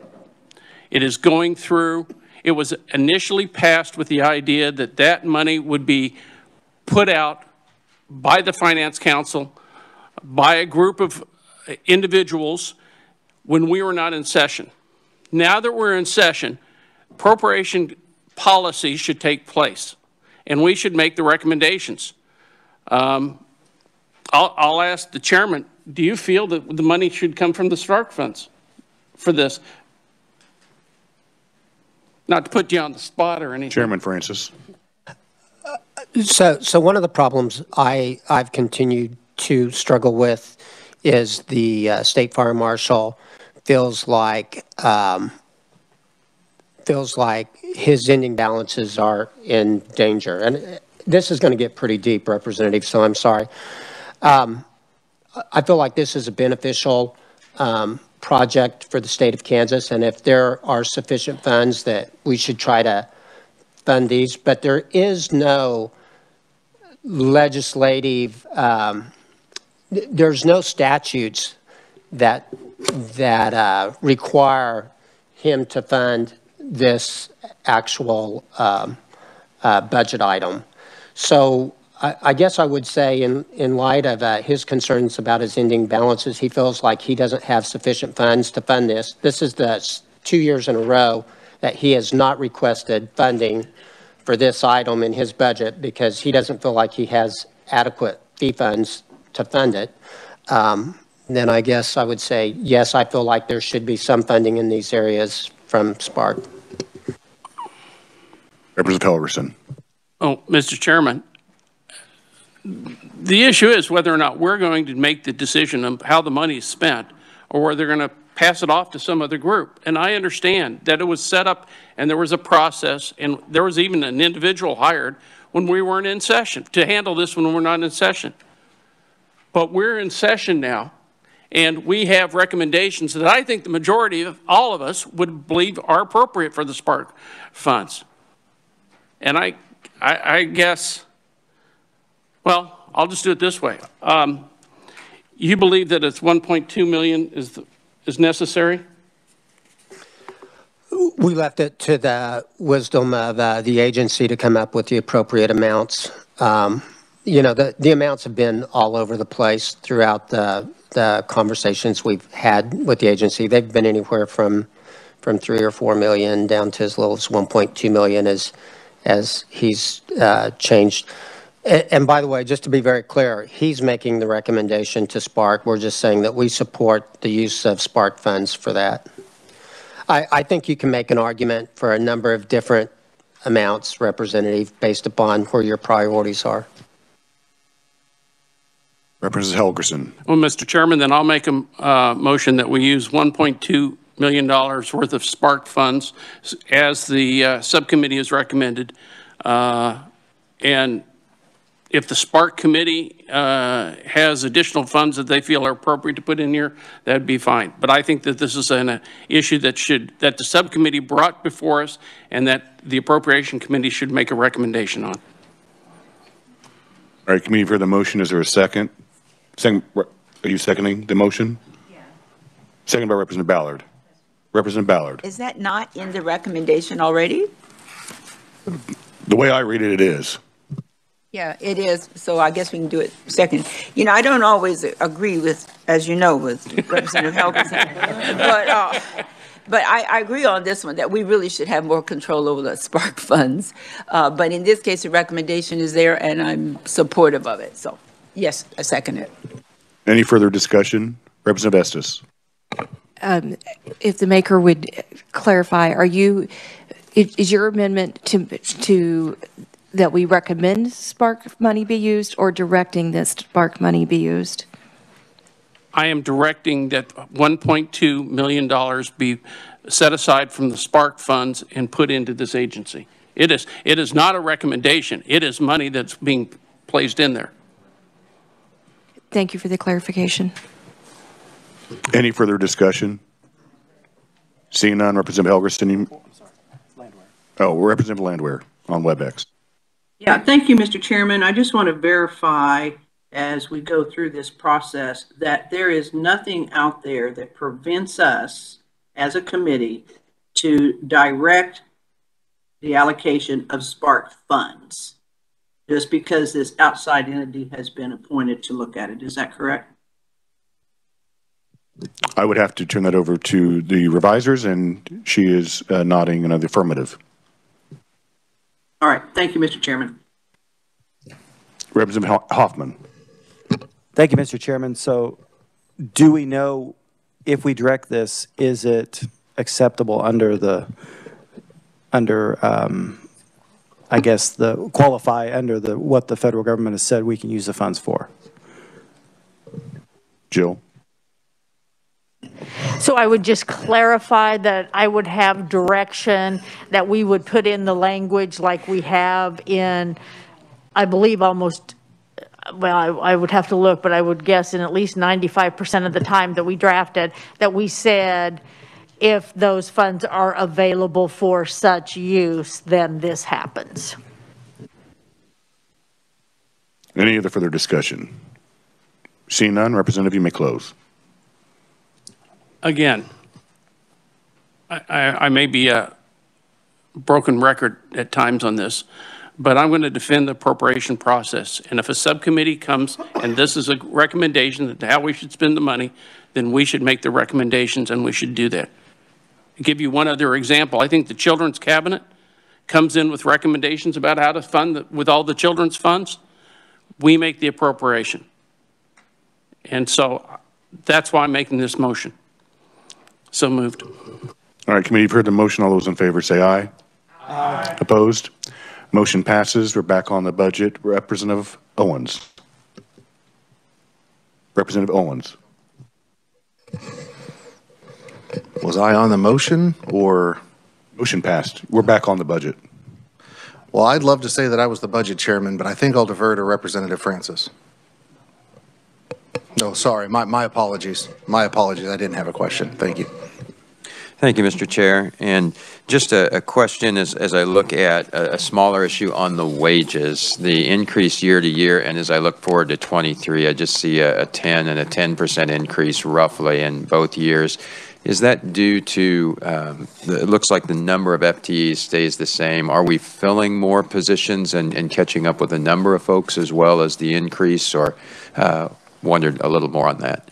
Well, and I was going to discuss some of that in the fiscal year 2023. For 2023, he made the 410,000 request for a salary enhancement. The governor did not accept that recommendation and adjusted it down to 249,730. Her comment when she made that recommendation was that it was to begin in fiscal year 2023. But what did happen... Chairman Francis, have you gone over the budget for 2023? I thought we were just on 2022. I haven't, but the question that he talked about was an enhancement for 2023. So we can wait and I can go over it then. Yeah. So thank you. And the 2 years running was the larger question, but... Excuse me, about the 2 years running. Just looking on page 3 at the top, the salary and wages from 21 to 22 looked like we had about a 400,000 increase, which would be about 10% of the salary and wage item. And then it looked like a similar increase again in the following year. Yeah, that was shrinkage. Those were vacant positions that weren't filled. Any further discussion on fiscal year 2022? Seeing none, Chairman Francis, move on to 2023. Thank you, Mr. Chairman. So for 2023, the agency requested a revised amount of $6.4 million, all from special revenue funds. This is the same amount as the amount approved by the, excuse me, I'm on the wrong page, I think. For fiscal 2023, the agency requested $6.9 million all from special revenue funds for fiscal year 2023. This was an increase of $482,000. Again, this is the agency's request, or 7.5% above the fiscal year 2022 revised estimate. The request included an enhancement in salaries and wages for $410,000 for recruitment and retention. There was a decrease in expenditures on training materials and from the new data servers that were purchased in fiscal year 2022. As we spoke previously, the Kansas Firefighter Recruitment and Safety Grant was not funded in fiscal year 2023, and the grant provided no match funds to volunteer part-time departments across the state for personal protective equipment, physicals not covered by insurance in support of junior firefighter programs.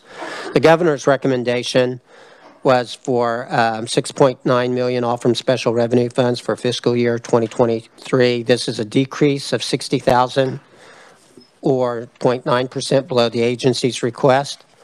The significant items of the governor's recommendation was rather than the $410,000 the agency requested, she recommended a $249,730 increase in wages and salaries for fiscal year 2023. The governor did not recommend the agency's request. The governor also added $100,000 for increasing expenditures to the Fire Marshal Fee Fund to restore the Kansas Firefighter Recruitment and Safety Grant Program. The Budget Committee concurred with the governor's recommendation with the following adjustment and notation. Because of the $1.2 million that we're supporting going into the Spark Fund, we deleted the $100,000 from special revenue funds that the agency did not request for the Firefighter Recruitment and Safety Grant because we want to get the funding through ARPA and the Spark Executive Committee. But we did note that we want to review that at omnibus if for some reason that doesn't make it through the process. The committee also noted that the salary enhancement for this agency went through the executive branch by Executive Directive number 22548 that was published on January 13th, 2022, and other executive action that happened without our input for 2023. So what happened in reality is they asked for wage increases in 2023. The governor did not support the amount of wages that they asked for, but she supported another increase. And then she went ahead through Executive Directive and her other deals, other options, and implemented it on January 13th of 2022. So we were kind of locked in to that enhancement in 2023. I also want to point out that one of the things that frustrates me about the legislative process on occasion is we work with our agencies.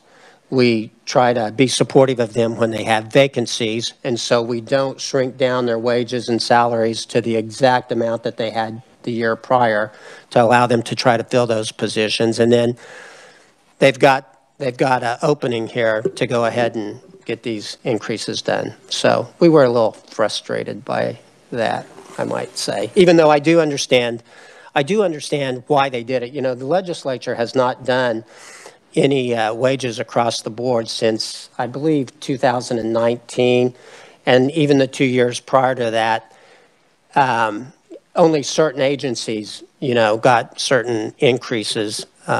They were not across the board. So I understand the frustration of our managers, you know, as they deal with those things, but it's still a frustrating thing from the budget process. All right, any questions for Chairman Francis for 2023? Representative Sutton. Thank you, Mr. Chair. This is feeling kind of like deja vu. Did we deal with this exact issue? Seems like it was the Highway Patrol last time.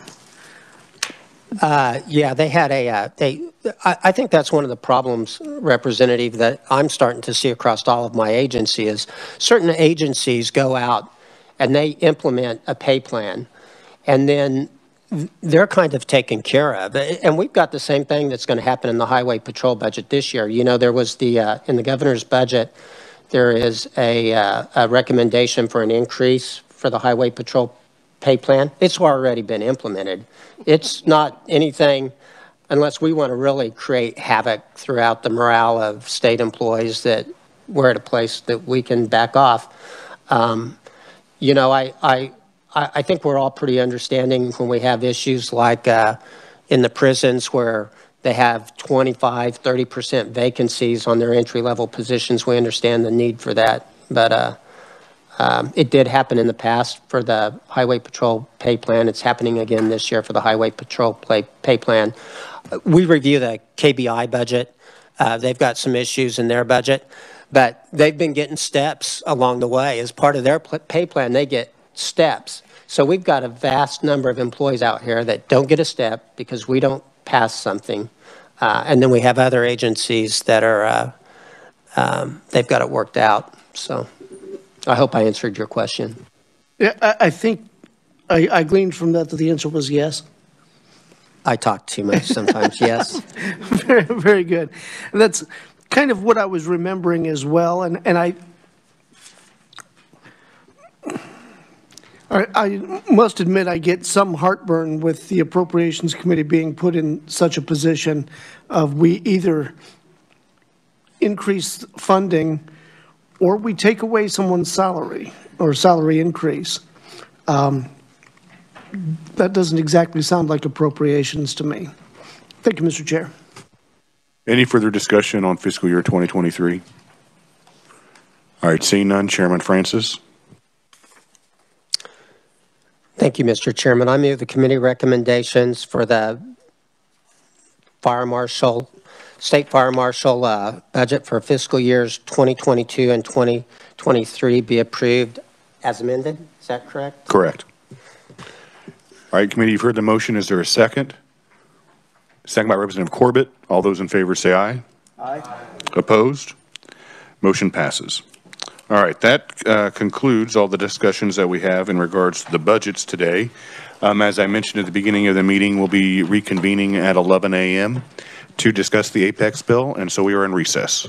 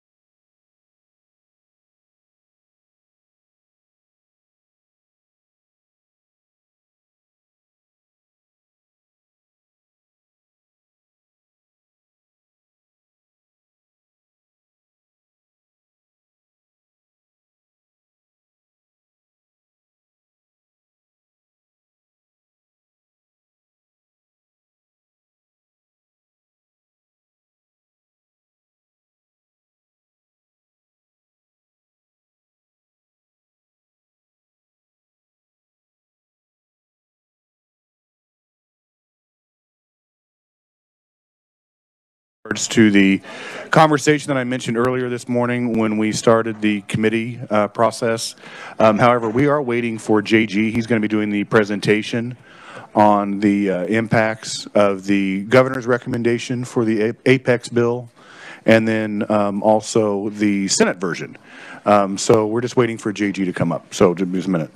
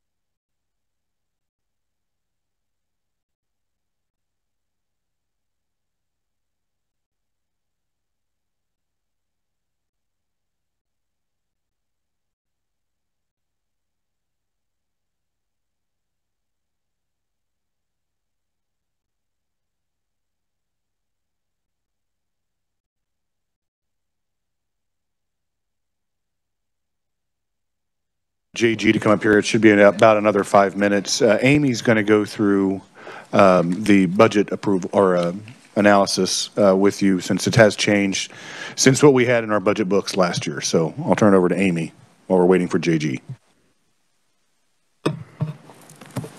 Thank you, Mr. Chairman. I just wanted to note for you that we did change the budget analysis formats that you've been receiving in front of you. We hope to have the finalized books out sometime soon. As you can tell from these, we have switched to a color format. So you'll see that you have color charts and graphs to illustrate those budget items. There is also a color coding at the top. So on the front page, the top bar is different color depending on what function of government it's in, so that you'll be able to keep track of those. Also want to point out, for example, I'm on the state fire marshal that you had from earlier. On page 2, you see the executive summary for the current year and the budget year. Then you go into the more in-depth by category of expenditure, and then details for the fee funds where appropriate. For this agency, that continues on to page 4. Moving on to page 5, you see the current year analysis. So we've added a new table for you so that you can see what adjustments have been made by both the agency's request as well as the governor's recommendation, as well as the approved amount for the current year. On page 6, you see a change from actual expenditures. So this is to help you understand exactly what the change from the 2021 actuals to the 2022 agency request was. So you can see for the State Fire Marshal, that was an increase of $794,000. On page 7, you see the fiscal year 2023 analysis. Again, you have that chart that illustrates what the agency asked for as well as what the governor's recommendation was. Some description down below. So we've tried to tie those together for you so that you see the numbers up above in the chart. So 1 through 6 are illustrated then down below, 1 through 6. On page 8, you see the supplemental enhancement request table. Again, this is just a more detailed description for you.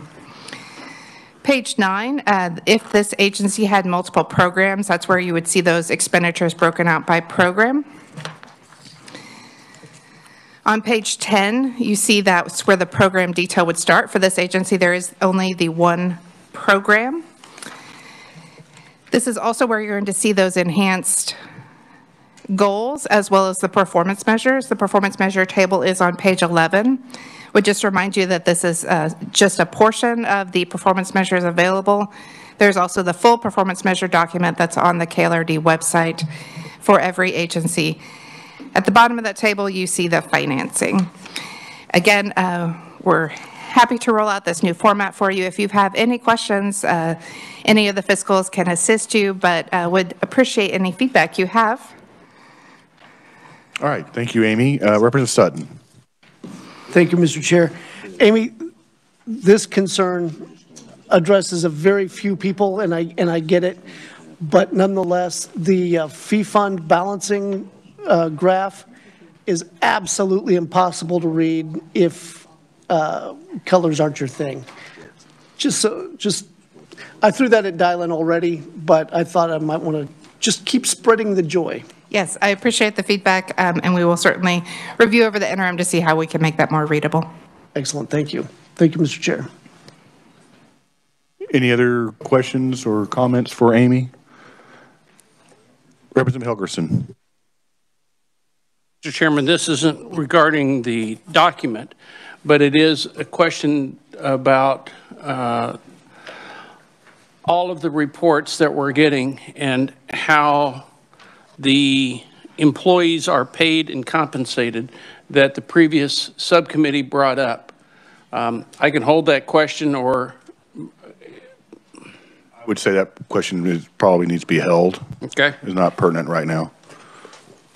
Any other questions for Amy? Because we're still waiting for JG, so I apologize for calling the meeting at 11 and then not having our main presenter here. But all right, thank you, Amy. And we'll just, I guess, stay at ease and wait for JG to get to the committee room.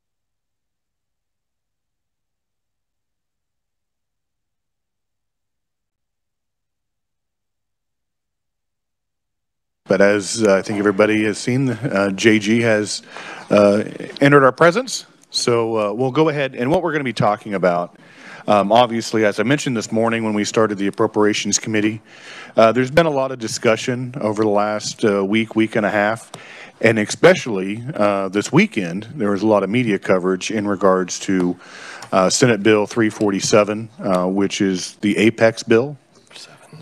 Go ahead. And anyway, so there are some impacts to the state budget in the current and ongoing years.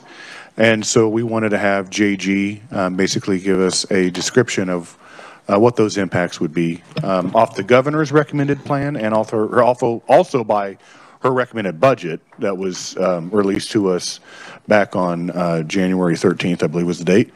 And then I don't know if you're going to cover the Senate version that did pass out of the Senate with some amendments and what those impacts would be to the state of Kansas budget as well. So now I will turn it over to JG. Thank you, Mr. Chairman. Sorry if I'm a little out of breath. I did run. So that's the second time in 5 years I've ran. So the chairman was right. We have a profile here that starts off with the governor's recommendation as she had submitted it. It had the expenditures and revenue adjustments as recommended by the governor. And you'll see the first year in the expenditure category is a reduction of $596 million in taxes. The expenditures totaled up $1.2 billion, which is exactly as the governor had recommended it. For 2023, we have the revenue that was brought in from the consensus revenue estimates adjusted by the governor's recommendation, and included in 2022 is some adjustments to start to reflect the Apex bill. So you will see the adjustments of a reduction of total of $532 million. In 2024, a reduction of $725 million, 25, $800 million, and 26 was a reduction of $857 million. Included in that base amount going forward is primarily the reduction that the governor had in her reduction of the sales tax on food. The amount above that, around $460 million, is the impact of the Apex bill. We have the same thing for expenditures. Expenditures were much less impacted by the Apex bill. The only thing that showed up here is the training, which was about $30 million a year moving forward. That started in 2023. Below, we have the assumptions that were made. There's not been a fiscal note on the Apex bill. So what we've done is provided an example of what the impact would be based on some assumptions. And we have those assumptions listed for the governor's recommendation. The firm is the company that's receiving the $4 billion, is making the $4 billion investment in this assumption. The $4 billion would be invested over 5 years. So each year there's an investment. That investment is spread over, over 3 years. So year 1 investment would be spread over year 2, 3, and 4 at a 15% credit. So they would receive 15% of that amount, and that amount would be spread over 3 years. And that second year assumption would be the first year plus the second year, and so on, and as we go forward, so that over a period of 8 years or 7 years, everything would flow through and the credit would be taken in full. The supplier investment in this assumption is for a $2 billion assumption that is spread in the same manner over those 3 years. So it's 15% over 3 years, and the total investment would be made within 5 years. There is a reimbursement for payroll. The firm gets a reimbursement of 10% of the expenditures for 10 years. So we are calculating 4,000 new jobs, making $50,000 salary. That would be spread over 10 years. Each year, the firm would not, or the supplier, I'm sorry, would not receive the same type of credit. It would be a 65% reduction on withholding. So instead of total salaries, this is on withholding for 10 years. And once again, it's based on the supplier bringing in 4,000 jobs at $50,000 salary. There's also a training component for the firm and for the supplier. The firm would receive 50% of the expenditures for each year for 5 years, but it has a maximum amount of $5 million reimbursement. The supplier would get the same reimbursement. It would be 50% of expenditures for 5 years with a maximum of $5 million in training. Do want to mention that there is a maximum of 5 suppliers that the firm could identify. So these credits would and reimbursements would be spread to each of those 5 suppliers. When we look at the ending balances, we started off in the governor's recommendation with a little over $1 billion. In 2023, the ending balance would drop to $600 million, 24, $477 million, 25, $118 million, and in 26, it would reflect a negative $426 million ending balance. Everybody knows that we can't have negative ending balances, so there would have to be some adjustments made. This is projecting out a long period of time. The revenue that's projected is projecting about a 1.8%, roughly. It fluctuates on different years, but about a 1.8% increase in receipts each year, starting off with our base in 2023. So I would say that this is based on no major changes happening to the economy in the next several years. The expenditures are based on our normal projections. We do not have any increases in here for anything in the out years, except for human services caseloads and school finance. So I would say that this is somewhat of a minimal budget expenditure-wise going forward. And I think a lot of people would say a somewhat rosy revenue picture coming in going forward. But this is the way that we would normally work through those type of projections. Do you want me to go on to the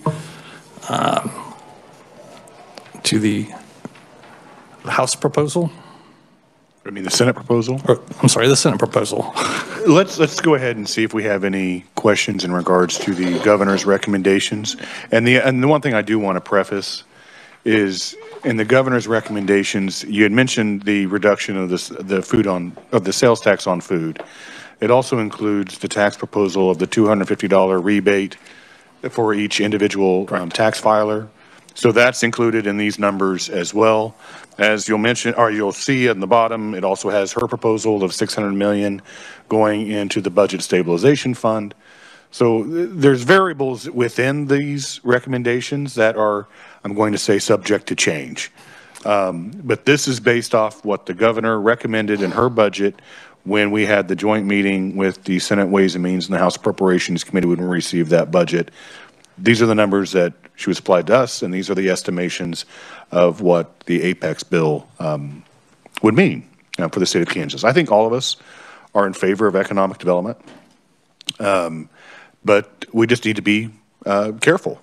And obviously this is an opportunity that we would like to harness, but we also need to be cognizant of the fact of what it can do for the budget as well. And I know that Chairman Tarwater is going to be resuming discussion today at 1:30 in the Commerce and Economic Development Committee.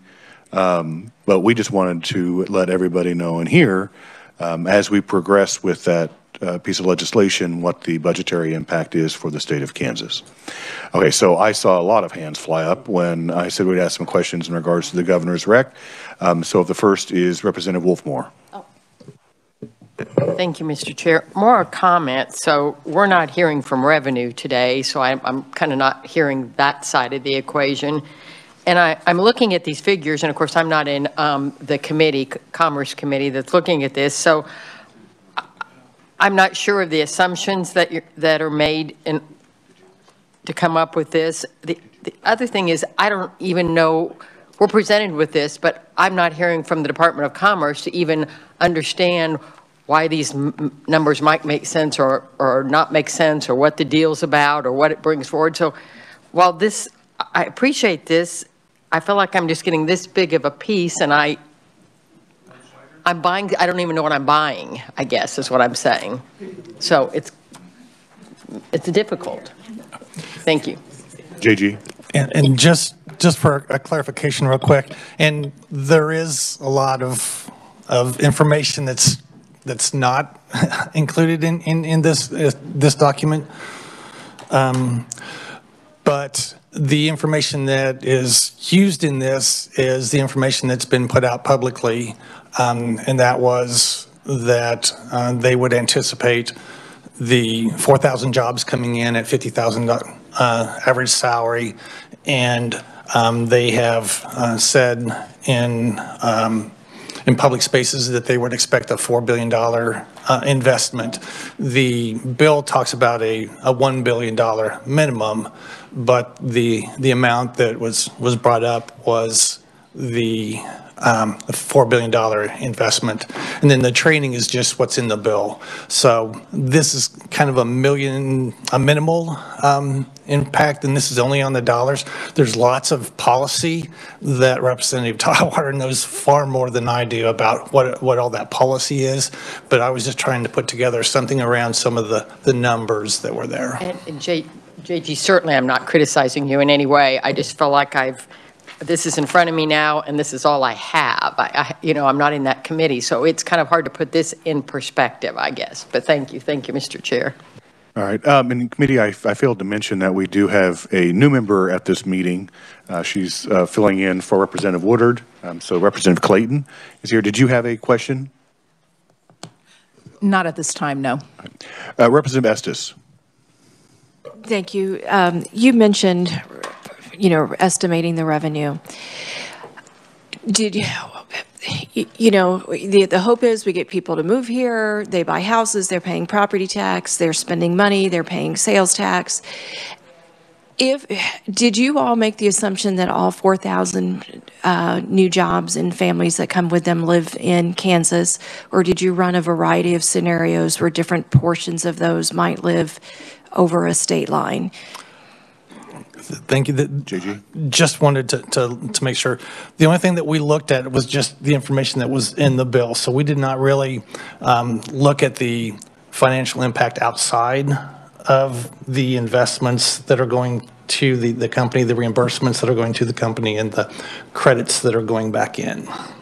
So we didn't look at the impact of bringing in more people outside of just this this portion of the impact that the firm and the suppliers would have directly to them.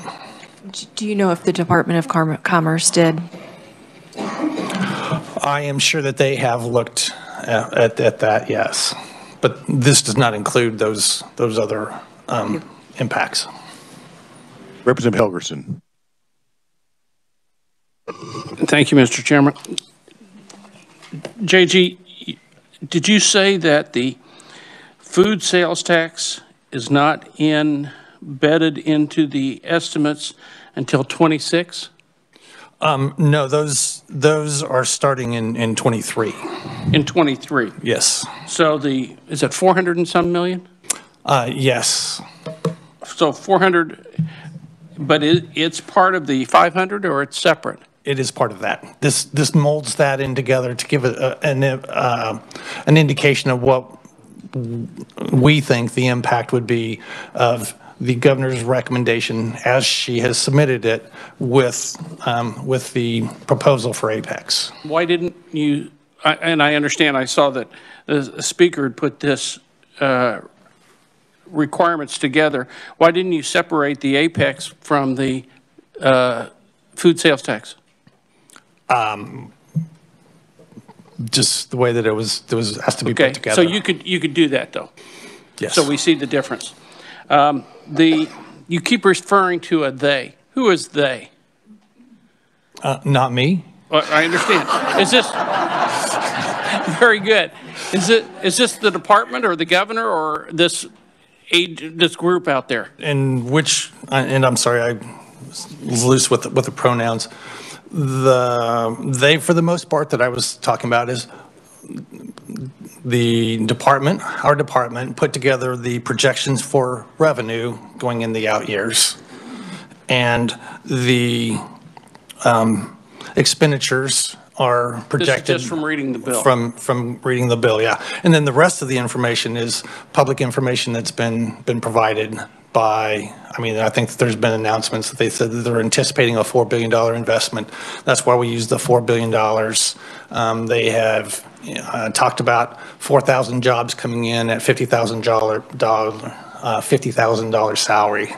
So that's the information when I talk about today is the public information that's been made available. We haven't gotten a fiscal note? No. Well, what we had to do for this even is to make some assumptions. We don't know how much they're going to actually invest. We don't know how many people they're actually going to bring in. We don't know what those salaries are actually going to be. So what we've done is just put something together based on this, and this is not going to be correct, but it's based on that. And this is just an example. You made reference that you said that it's a $4 billion from what we've read. I assume that is cumulative, not each year. Correct. And because we don't have a fiscal note, because we don't have a return on investment, an ROI. Correct. And the department hasn't provided, I thought it was statutory that we had to have a return on investment on when we're giving away money from the state. But, okay. Thank you. Mm-hmm. Representative Hoffman. Thank you, Mr. Chairman. Going to the Apex assumption on expenditures from 23 to 24. So we see the negative number in 24. Is that just taking the forward? That would be the governor's one-time expenditures, because remember, we just took the ending expenditures for 23 and move them into 24.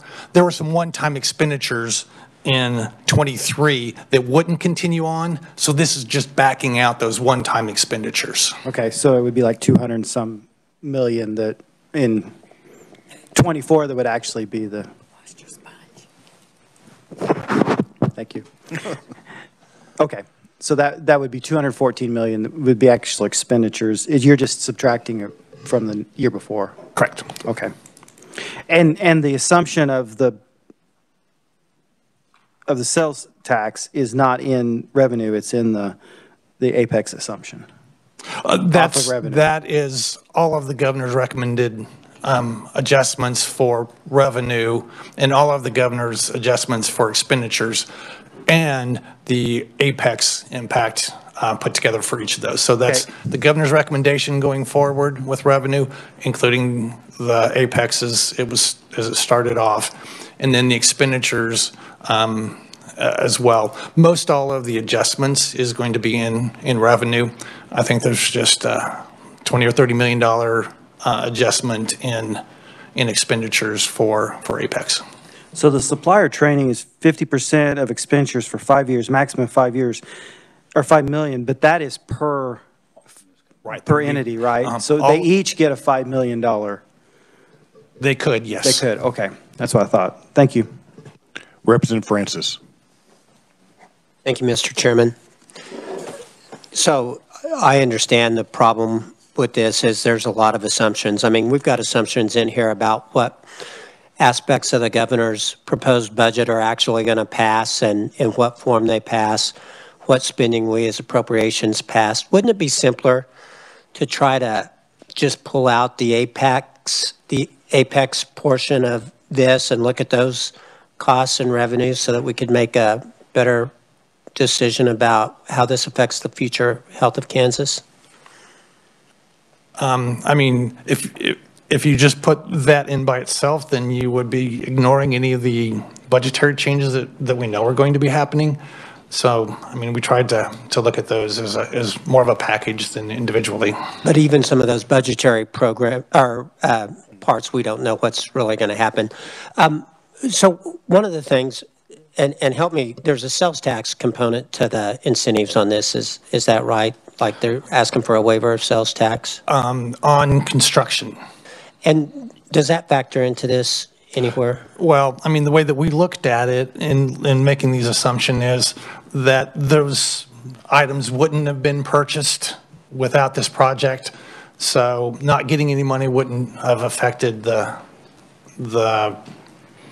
totals going forward. I totally get that. And I think that's what makes it all so hard. You know, I mean, what do they call that in the federal government? Dynamic scoring. It's a little hard to figure some of that out for me, let alone the other stuff. Thank you, Mr. Chair. Representative Clayton. Thank you, Mr. Chair. And I apologize since I am almost never on this committee, but I'm trying to see where on here it's reflecting the fact that we're up over 200 million in estimates since November. Could you help me understand where that's reflected? Yes, when we do the consensus revenue estimates, I'm sorry, the $200 million is not reflected in this yet. This is just going strictly off of the consensus revenue estimates. So there would be an additional $200 million in here if that stands, because normally when we do our recommendation or our profiles going forward, we always use the consensus revenue until it changes. All right, so just noting that that 200 million is not reflected in this document. Thank you so much, JG. Thank you, Mr. Chair. You bet. Representative Corbett. Thank you, Mr. Chair. JG, I'm sure that if this has been vetted everywhere, I'm sure there's some good clawback provisions if they fumble, isn't there? I would probably look to Representative Tarwater on the clawback features. There are some included. Chairman Tarwater. Yes, sir. There's clawbacks in if the company doesn't perform, but those aren't really listed out in the bill. The possibility of them are listed out in the bill, but it's up to the secretary to draft an agreement with a company with the clawbacks in it. Thank you. JG, one more. If we're kicking in $4 billion, so what is the if they're wanting $4 billion, what's the actual cost of the state of Kansas if this all goes through? How many billion are we, or million are we up spending, or whatever you want to call it? I believe that, it's probably around $1.2 billion, $1.3 billion in this proposal. And Chair, one more. So this kind of a twofold question. I don't know whether something like this has ever happened before on a smaller scale, but the other question I have is, if we're going to spend $4 billion, do you think that if we made this kind of like a business-friendly gesture for Kansas, we could get more than 4,000 jobs if we made this state friendly for everybody to come? The $4 billion would be the investment from the firm, not... Or even our $2 or $3 billion. Yeah. So that's just a thought. There's a lot of small businesses I think would like to do more, and maybe other businesses would like to come here. They just don't have that opportunity. Thanks. Representative Barajas. Thank you, Mr. Chair. JG, always good to see you. And I know we have a lot of assumptions, so did you have a chance to maybe do just a slight research on other projects like this in other states that did something like this in your projections, as far as kind of learning from history, or is there anything, what this proposal is there anything else like it? We've kind of heard there has been, so were you able to kind of look at those that have preceded us? For this purpose, the only thing we did is we just simply looked at what was in the bill and the information that was available for us to calculate it based on this bill. Thank you, Mr. Chairman. Representative Wolfmore. Thank you, Mr. Chair. JG, is the $600 million budget stabilization, it doesn't seem to be included in this.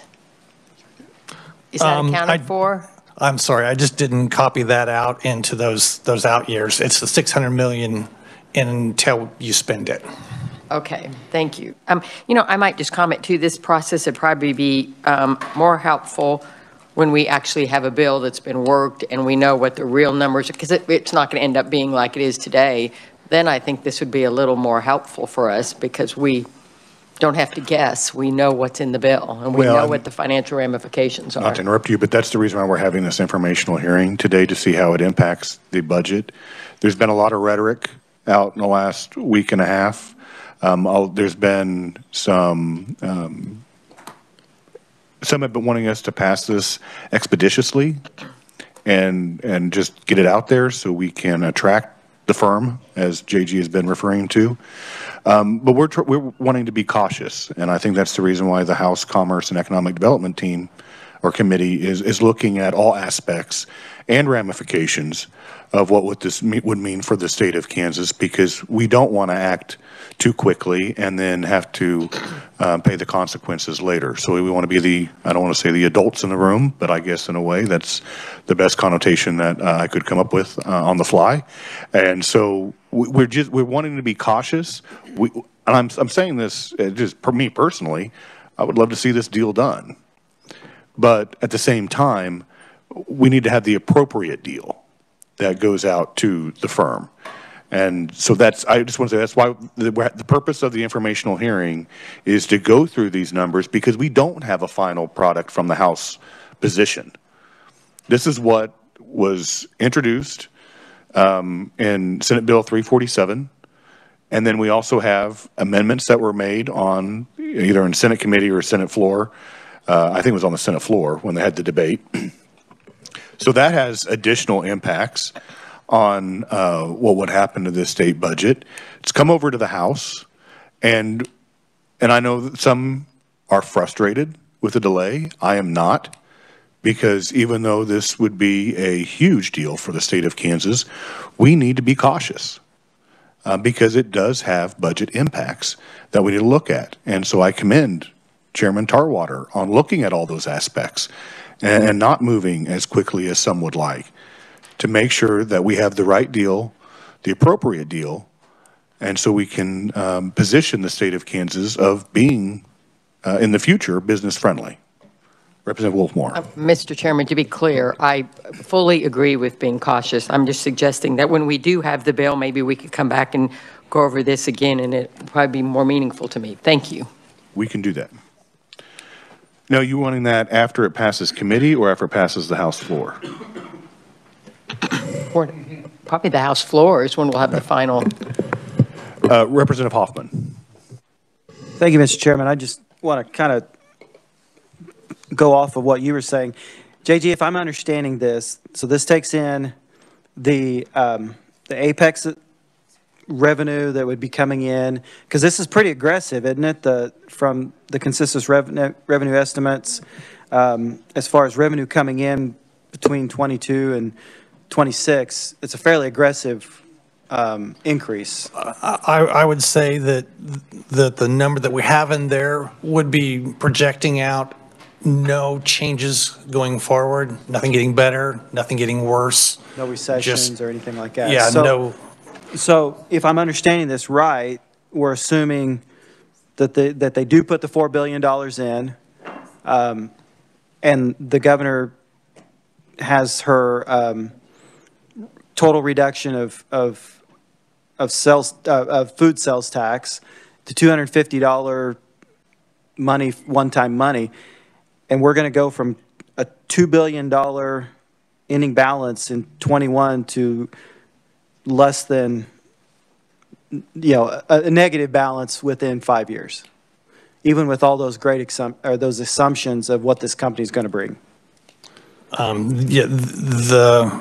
What we have is just projecting out minimal amount of expenditure increases, a pretty consistent economy moving forward, not getting better, not getting worse, and the sales tax, food sales tax, maintaining through the process, and the rest of the impact would be on the Apex revenue reductions for the most part. Okay. All right. Thank you, Mr. Chair. Representative Tarwater. Thank you, Mr. Chairman, and thanks, committee, for allowing this time today to weigh in on this. You can see kind of the predicament that the Commerce Committee is in. We are being told we have this great opportunity to bring a company here that will create a lot of jobs, hopefully a lot of income for individuals, but at what cost?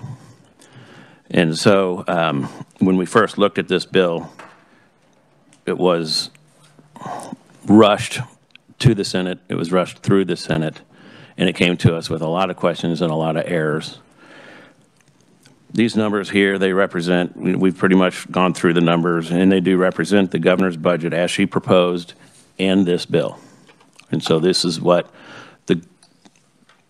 her wishes are. We're going to make a lot of changes to that, we know. But in years past, the budget always seems to increase when it gets to us. So we've got to keep that in mind as well. The $200 million that was discussed isn't in here right now, and that could grow. Who knows? We could get another couple good months. But the bottom line is we're $426 million in the hole in a few years as proposed, and we've got an issue there. This was a very heavy lift for the Senate, which is why, first of all, this tax refund in here, everybody needs to understand that this is a refundable tax income, and that is what the biggest issue is. That means, and for the fiscal note people, that means that if we do get a $4 billion investment, we have to write them a check for $600 million because they will not owe tax. They will not pay tax because they're going to depreciate a $4 billion asset over maybe decades before they'll pay tax. So this is a check that's going to come out of SGF, and that's what our biggest concern was. Well, the Senate changed that. They took out the refundability, which makes fiscal sense, but it also zeroes out the tax credit because they'll never get it. The company will never get it. So there's a happy medium there somewhere that we need to figure out without crashing our budget. they also added in a corporate income tax that was negotiated between the governor and the chair of the Commerce Committee and the president of the Commerce Committee that reduced our corporate income tax by 0.5% any year that this made a benefit payment to any company, or that any company received a benefit from this, which means if we wrote one deal, that over time, we would reduce each and every year our corporate income tax by 0.5%, and it would eventually be zero. That was passed out of Commerce Committee. It was discussed in detail on what the amendment was. It was discussed in detail on what the bill did on the floor. There was no objection anywhere because they knew that they could not pass this bill in the Senate the way it stood, and they said they would send it over here for us to fix. And so now that's what's before us. Where do we land on this bill? How much damage can we sustain in order to get this $4 billion investment that will eventually pay off? It's just how to balance on when we're going to make the payments to these companies. And this bill can be used for any company. You got to keep that in mind as well. And so we have, let's say we have a very aggressive secretary, and they do 2 or 3 of these in a year. They can sink the Kansas budget because of our triggers in the bill that came over, or that was proposed. The fiscal note should be easy. A $4 billion investment is $600 million check. We also agree to pay 10% of the payroll. That's what the payroll rebate is. Well, we're going to collect 3.5% to 4% on payroll for income tax, but we're going to pay out 10%. So that means that if every employee spent every dollar in Kansas, they're not required to live in Kansas. If every employee spent every dollar in Kansas, we might break even with collecting income tax and collecting sales tax. And so that is, the jobs is usually what pays for these things. That's gone with this. And that's what's kind of hard to swallow. There was a property abatement clause in this that would allow, in certain areas of the state, a 50% tax abatement that could go on really there was no cap, so it could go on forever. That's unconstitutional, but nobody caught that all the way through until it got to us. So we can't give favorability to any one area of the state, and we can't go beyond 10 years. So we had to strike that whole section. And these are the kinds of things that we kind of go through, that we've gone through to try to make this bill good for the state. All of us want to bring these jobs to Kansas. There's no doubt about it. And it will be a good thing for Kansas. It could change Kansas forever in a positive way. But what we need to figure out is at what cost? What are we willing, how far are we willing to go to get this deal done? And that's why I'm glad that we're having this discussion in this room. A lot of you are on Commerce Committee, but it would be good for the numbers people to weigh in on this so we can make a good educated decision later this afternoon. Thank you. Thank you, Chairman Tarwater. Representative Carlin. Thank you, Mr. Chair. I think that the questions I have really are not for JG and would be better for, maybe I can ask the Commerce Chair, or in our Budget Committee this afternoon, we have the Commerce Department, their policy questions and not number questions. But I do appreciate the discussion. It's been good. Thank you. Representative Francis. Thank you, Mr. Chairman. And this is more a comment than anything. My community, decades ago, made an investment in an outside community, or in an outside industry, to come to our community. It failed. I can't stress to everybody in the legislature how important it is that we do this thing right. That failed business in my community has been an albatross on anything we've done to try to increase economic development in our community since then. It's called Trailmobile. I won't go into the facts of the matter, but it's very important that Commerce that the Commerce Committee, Chairman Tarwater and his group get this thing right, that they balance the investment that we need to make in the state versus the benefits we're going to get. Because if we do this wrong, you know, it's something we have to live with and our constituents have to live with probably for the rest of our lives. It'll always be talked about. You know, we're already making jokes about Foxconn in Wisconsin. You know, we've all heard about that. So, you know, as we go through this process, I just want to commend Chairman Tarwater on the work that his committee's doing. I want this to happen. I hear it's transformative. I hear it's great for the state of Kansas. But sometimes no deal is the best deal, and we have to protect our constituents' tax dollars. Thank you. All right, I'm not seeing any further questions for Representative Sutton. Thank you, Mr. Chair. Just kind of want to tie on here just a little bit. I attended a town hall this weekend, and this was obviously a topic of some interest out at the town hall. And I won't say this was a broadly politically diverse crowd. It really wasn't. But to say that they were cynical about this bill would be an understatement. All right, there was some pretty narrowed gazes coming at me with regard to this one. And as I look at these numbers, wow, I think those narrow gazes were well justified. I've been here for a little while, and I've come in looking. We get the consensus revenue estimates, and they're in parentheses. I've been in that boat before, and it's not one that I like.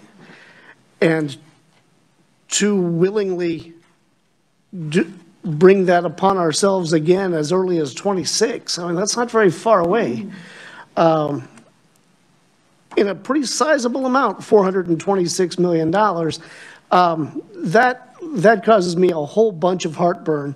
I definitely want tools in our toolbox for bringing in economic development. Yes, I get it, and it's a necessary evil. I know that in order to make the playing field level nationwide, we have to make the playing field unlevel in Kansas for competing businesses. And I get that, I understand it, I don't like it, but that's the reality. But this, looking at these numbers, I'd prefer the deal never happened. We can say it's transformative, and that's great. I see the transformation, negative $400 million. That's not a transformation I want any part of. So unless we can really put some guardrails on this thing and really tighten up the language, these numbers are problematic to me. Thank you, Mr. Chair. Representative Helgerson. Thank you very much, Mr. Chairman. I just wanted to ask, JG, this gives us one scenario, and it makes a series of assumptions. Could you work up a different assumption? Because paying down debt is a scenario that we could use, and by paying down debt, it gives us a guaranteed return on investment, because we don't have to pay the extra 7.75% or whatever it is to Capers right now. So we may not have tremendous returns, but we got a nice, safe return that you can't get anywhere else. And that would be good to judge that scenario versus this scenario. Thank you. All right, any further questions or comments? I would say that in kind of, reevaluating the comments that was made by Chairman Tarwater, he kind of went over the Senate bill of what was added. So I don't know if we need to necessarily go over that unless you have a profile that shows their bill as well. So we might have that passed out to the committee members. But Chairman Tarwater did a great job of describing exactly what the Senate did and what the impacts would be, and went through the bill that was introduced in the Senate, worked in the Senate, passed by the Senate with the amendment, and what the ramifications would be. And he also elaborated on how, I hate to say we put the brakes on it, but we have to be methodical. And we have to make sure that we are being, as I mentioned before, cautious in regards. Well, like I said, we all want this to happen. And I think Chairman Tarwater even said, you know, this would be transformative for the Kansas economy. But at the current bill that we have before us in his committee, at what cost? And that's why his committee is going to be going through later at 1:30 and discussing different scenarios, different aspects, different avenues that they can basically provide for us, that we can have a substantial impact with the economy of Kansas, but one that is also being very cognizant of where we are financially. So, JG? Very quickly, you have a profile in front of you now. It's 22009, and it has the adjustments that the Senate made. And as Representative Tarwater had mentioned, it makes the investment tax credit non-refundable. So we zeroed that out, and it had an income tax, corporate income tax reduction of 0.5% for each year that there is a benefit given to a supplier or the firm, and that was added. And when you look at that, and I'm not going to go through everything once again, but the impact would go from a negative 426 to about a negative 299 million. There's about a $600 million adjustment in the non-refundable, and then that reduction in the corporate income tax was around a difference of about 100 million over time. So that's the difference in the profile. Are there any questions in regards to Senate profile? If not, I would reserve the final comments for Chairman Tarwater.